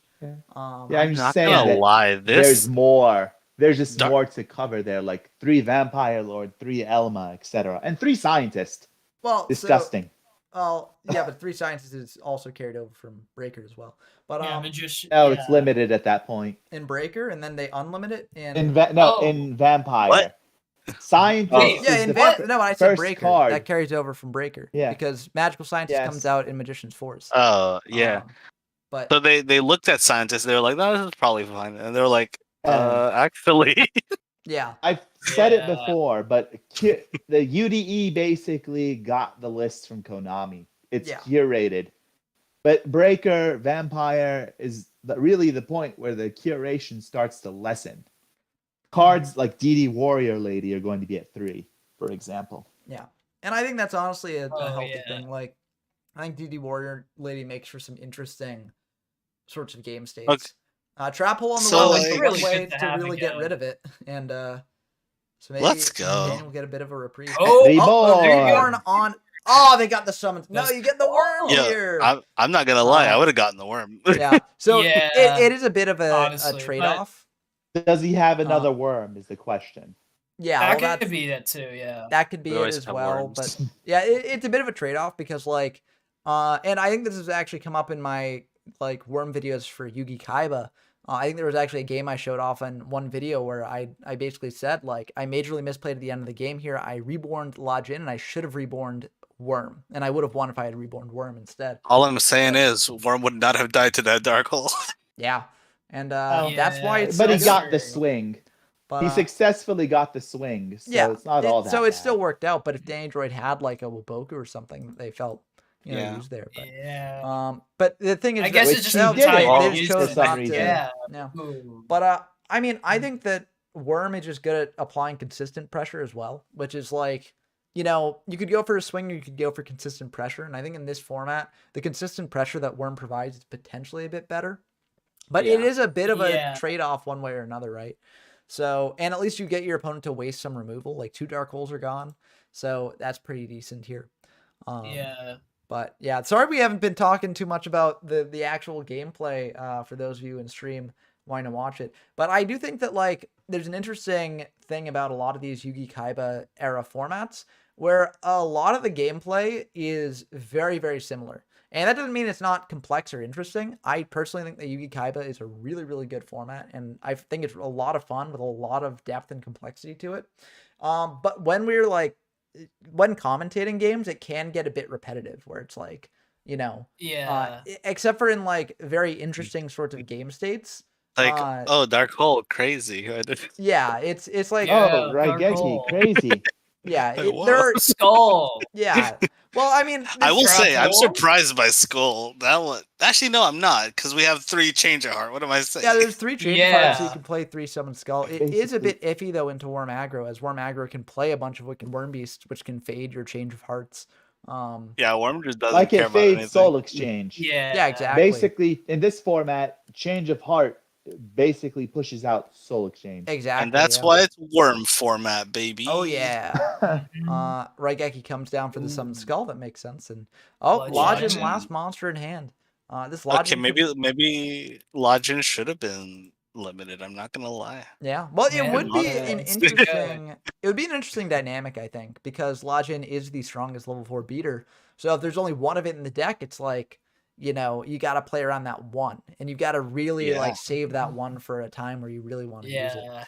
Also, Trap Hole, and then it would actually, it would also give Umi like a big boost because then you actually get value off of running Shark. Oh yeah. Yeah, Umi would be pretty crazy in that. I still think you do get value. Or you play Rogue Shark Doll because you're also playing 3 Lodgin in addition to your Sharks, right? But yeah, it would get you. Or you go the Fiend Beating route. That could work too. Yeah. Value off Umi. But Fiend Beating gets a bit worse because there's only 1 Lodgin. So.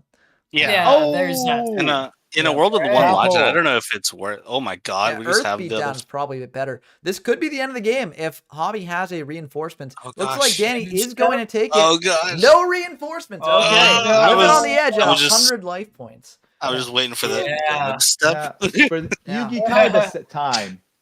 I mean, that is a big risk in this format. Yeah, this is just insane. Neo comes down. Neo hitting in, trying to do some damage. There's only one set, so you know it can't be. It can't be a double Okazi one time. But yeah, I mean, Okazi's only 800, so it didn't even do it here. No. Yeah, no, I feel really Change bad of that I heart. couldn't have gone further with burn, No, fissure. Yeah. No, Well, fissure, we've not seen change of Danny heart. do some burn stuff here, which has No. been pretty decent. But this It is won't actually win the anyone's game here. game. The life My, points are so not low. gonna lie, my favorite type of Yu-Gi-Oh is seeing people just need one monster and they keep whiffing. Yeah. I know. It's just and Oh, a these spell on the new set. Oh, but it's live. Okay. Well, not really live, but you know. Okay, it's a well, trap. now we know we. Yeah, okay, it's over. Maybe. Well, do we know It the has other to card be has over. to the be previous card could have been a something? Waboku or a Trustful. Okay. Oh, GG. Wow. was this the finals, Wow. guys? Insane. I just came here. Sorry. Yeah. You just Lodi, missed it. welcome. Double Well, we talked Raigeki about- too in the back row there.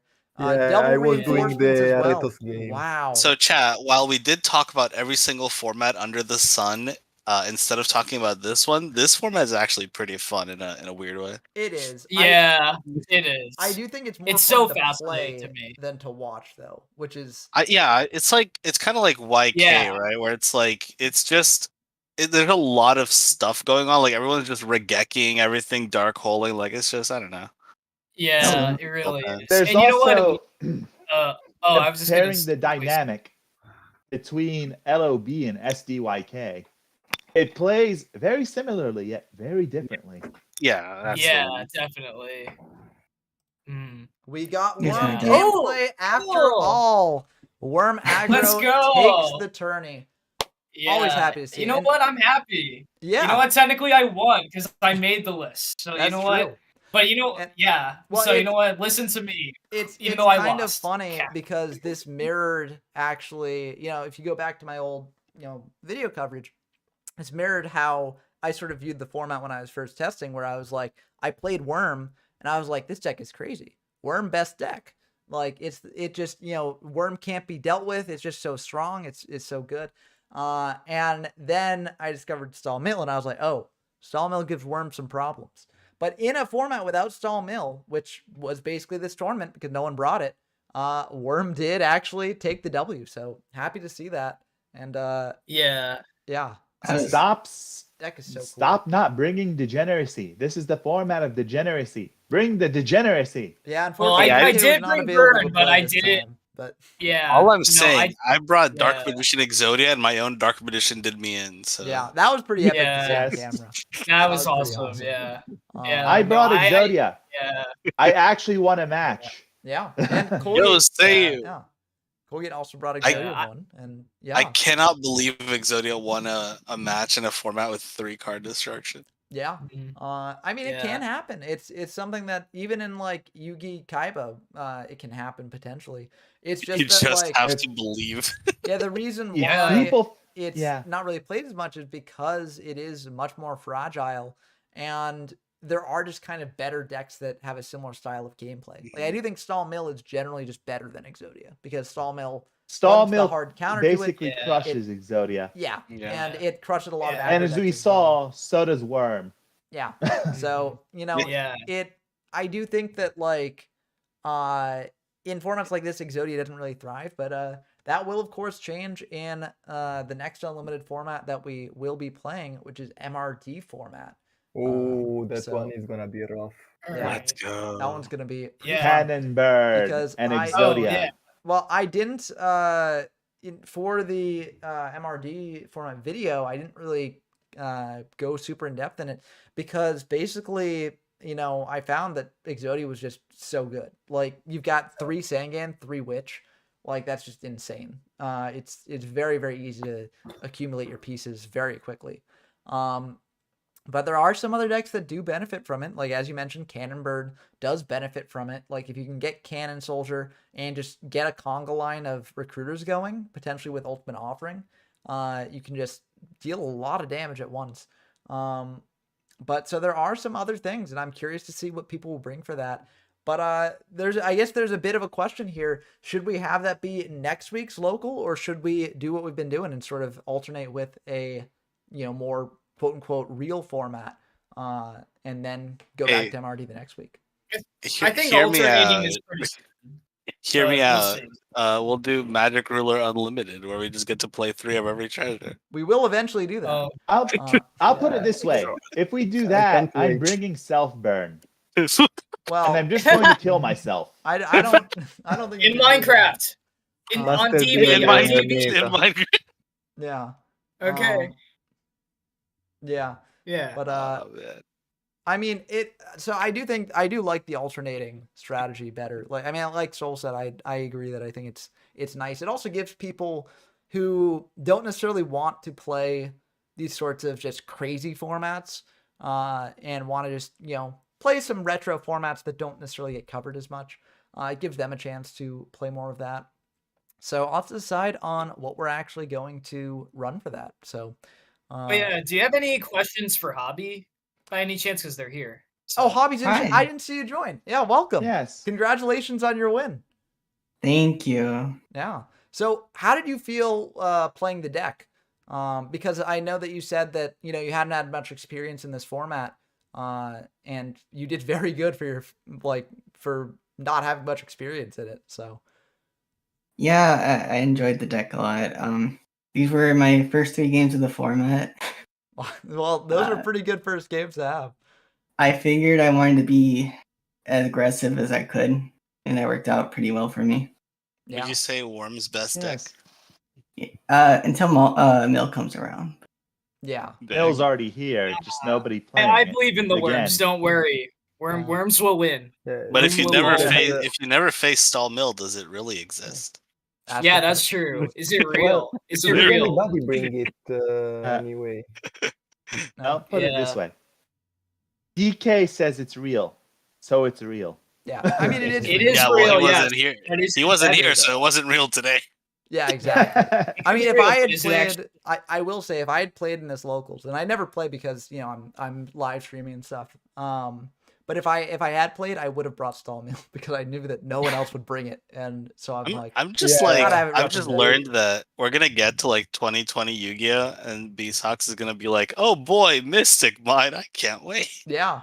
Oh yeah. That's a fun and interactive card. Sky Strikers. They're I actually like Mystic Uh-huh. Mine, also because I'm a Sky Striker player. So there you go. You would be. Yeah. I'll probably maybe play in Dinos if we get the chance, but who knows? Yeah. But yeah. I started in trap holes and fissure and stuff for the normal decks I fought, and then I brought in the 3-card destruction against Blob. Yeah. And that's pretty good too. 3-card destruction is pretty good in this format against Exodia. Not gonna lie, bringing card destruction in against Exodia is kind of mean. I also had to side out the remove traps when I learned I'm probably not fighting any other Ultimate Offering decks. Yeah, Remove Trap is a very interesting card because it's so powerful against those Ultimate Offering decks, but against if you don't play them, it's just well, I guess this it's is horrible. the only format where Remove Trap is actually a viable card, because already in Yugi Kaiba there's no point at all to play it. Yeah. But in here you have so much priority on killing Ultimate Offering because every single one is on it. Otherwise, I mean, it's kind of throwing if you don't play Ultimate Offering in this format. Is, I think, hands down the best card and in the end. Yeah, it's insane. No, that's why as well. When I made the deck, I wanted to make sure I wasn't playing 3 Remove Trap because I knew you're not gonna always face those types of decks. So just playing enough to where you can see it, but not too much where you're just playing basically just like a regular aggro deck. Yeah. Remove Trap was a nice side deck card, right? Yeah. Well, it can be, but Neb, so we actually saw you use Ultimate Offering in some very interesting ways there. So what was your thought process on using the card, and do you have a personal favorite moment that you used it? Because it is a pretty insane card. For that last game, I summoned the Wicked Worm Beast, waiting for if there was a trap hole or not, and then if I concluded that it wasn't, because if it was still, I was gonna use it again to summon Skull to dodge around it. Because literally before the tournament, I was watching your how to dodge trap hole video. Yeah, I'm still proud of that one because I do think it's kind of a public service because it's very tricky. There's a lot of niche interactions that you might not know of with that card. So yeah, it's applicable also to very many formats, considering Ultimate Offering is not banned for quite a while. Yeah, Yeah. Limited. Yeah, but Yeah. Because gadgets. No. Because gadgets. Yeah. The fact gadgets got a card limited is pretty funny, I gotta say. But now, yeah. I think they got a couple actually that were limited. Yeah, the gadgets themselves, I believe, were semi-limited and stuff at points. What? They came in. But They came in semi-limited because they were semi-limited in the OCG. Yeah. But yeah, so Neb, I have like one more burning question to ask you. And I guess that question is like, would you play this format again? Like, did you have a good time? And do you think it's like something fun? Or were you just sort of like grin and bearing it through the whole thing and being like, oh man, this thing is just very degenerate? I was thinking, yeah, there's some wild top decks and stuff. Like you expect like to see all the removal because there's so much, but I think I had a good time because I didn't have to fight Stallmill. Yeah. I haven't played against Stallmill yet, so I have to see. Yeah, you just have to fight the fun deck that is Exodia. But don't worry. This deck will. I promise. I think this deck can clap Stallmill. I believe. I read it, but we'll see. The worms will rise. Actually, you know what's funny? I just realized in formats where Exodia is unlimited might be the most fun time to fight Exodia because then they're just playing a bunch of Exodia pieces and not like a bunch of floodgates or like draw cards. Yeah, against Exodia, I was thinking like it's either gonna be a giant soldier or it's just gonna be a piece. Yeah, it's just like a little arm. Yeah, or a man-eater bug. We saw, and they could maybe Armin, draw like, it. beat. Like we saw you change and then hit in with the arm or the leg, and that was really cool to see. I'm still so sad we didn't get reinforcement of the army with the leg. Reinforcements, but yes. Oh. God. The army of that legs, one. though, The army of legs. But legs, yes. So this was a much shorter stream than I expected, which I'm happy about because I expected Stallmill mirrors the entire time. So glad to see everything wrapped up, and I think it was really fun to watch these sorts of more aggressive decks like Worm Aggro, actually shine here. And it's kind of sad that they fall off in later formats, although I do think they're still good in Yugi Kaiba. But I'm very happy that you piloted this Worm deck to the finish. So congratulations again, Neb, on your win. And congratulations. Yeah, and I think that will probably wrap it up for the stream here. Thank you. If people watch the stream and they enjoyed what they saw here, definitely check out the Discord server in the description of the video, and maybe join the next one. We have a lot of fun here, and we play a variety of kind of underexplored formats. So that's pretty cool. And Neb, I saw in the comments in the YouTube chat, I think you said that you've got an alt format that you've been working on. Is there any way for you to play that, or is it still in development? It's still in development, but I would say it's playable right now. Okay. So yeah, what is it? If there's any place for where people can play that or test it out, I can put a link to that in the description as well if you want. I'll just share in the Discord and hear people's opinions on it. Yeah, I like to share my thought process and make. We do have a hashtag other format discussion channel. That'd be perfect. Yeah, and that's a very perfect for that. Speaking of, in the chat, if you're not in the Discord, join the Discord. Yeah. And if you want to check out that alt format and just all the formats that we play, then definitely come on by. It's a really fun place to play and test, and yeah. But that's gonna do it for this time. Thank you all for playing and stopping by. And I look forward to the next one. So see y'all next time. Yeah, thank you. Thanks for everyone that came today. It's nice that we got a good showing for a format that is pretty, very interesting. And yeah, it's nice that it wasn't just me and 4 other people. So, yeah, and that's the joy of these things. Yeah. So hop in the future if you like seeing these things. But yeah, be sure to like and subscribe, and I'll see you next time. Be on the couch. Okay, that was pretty good. Okay.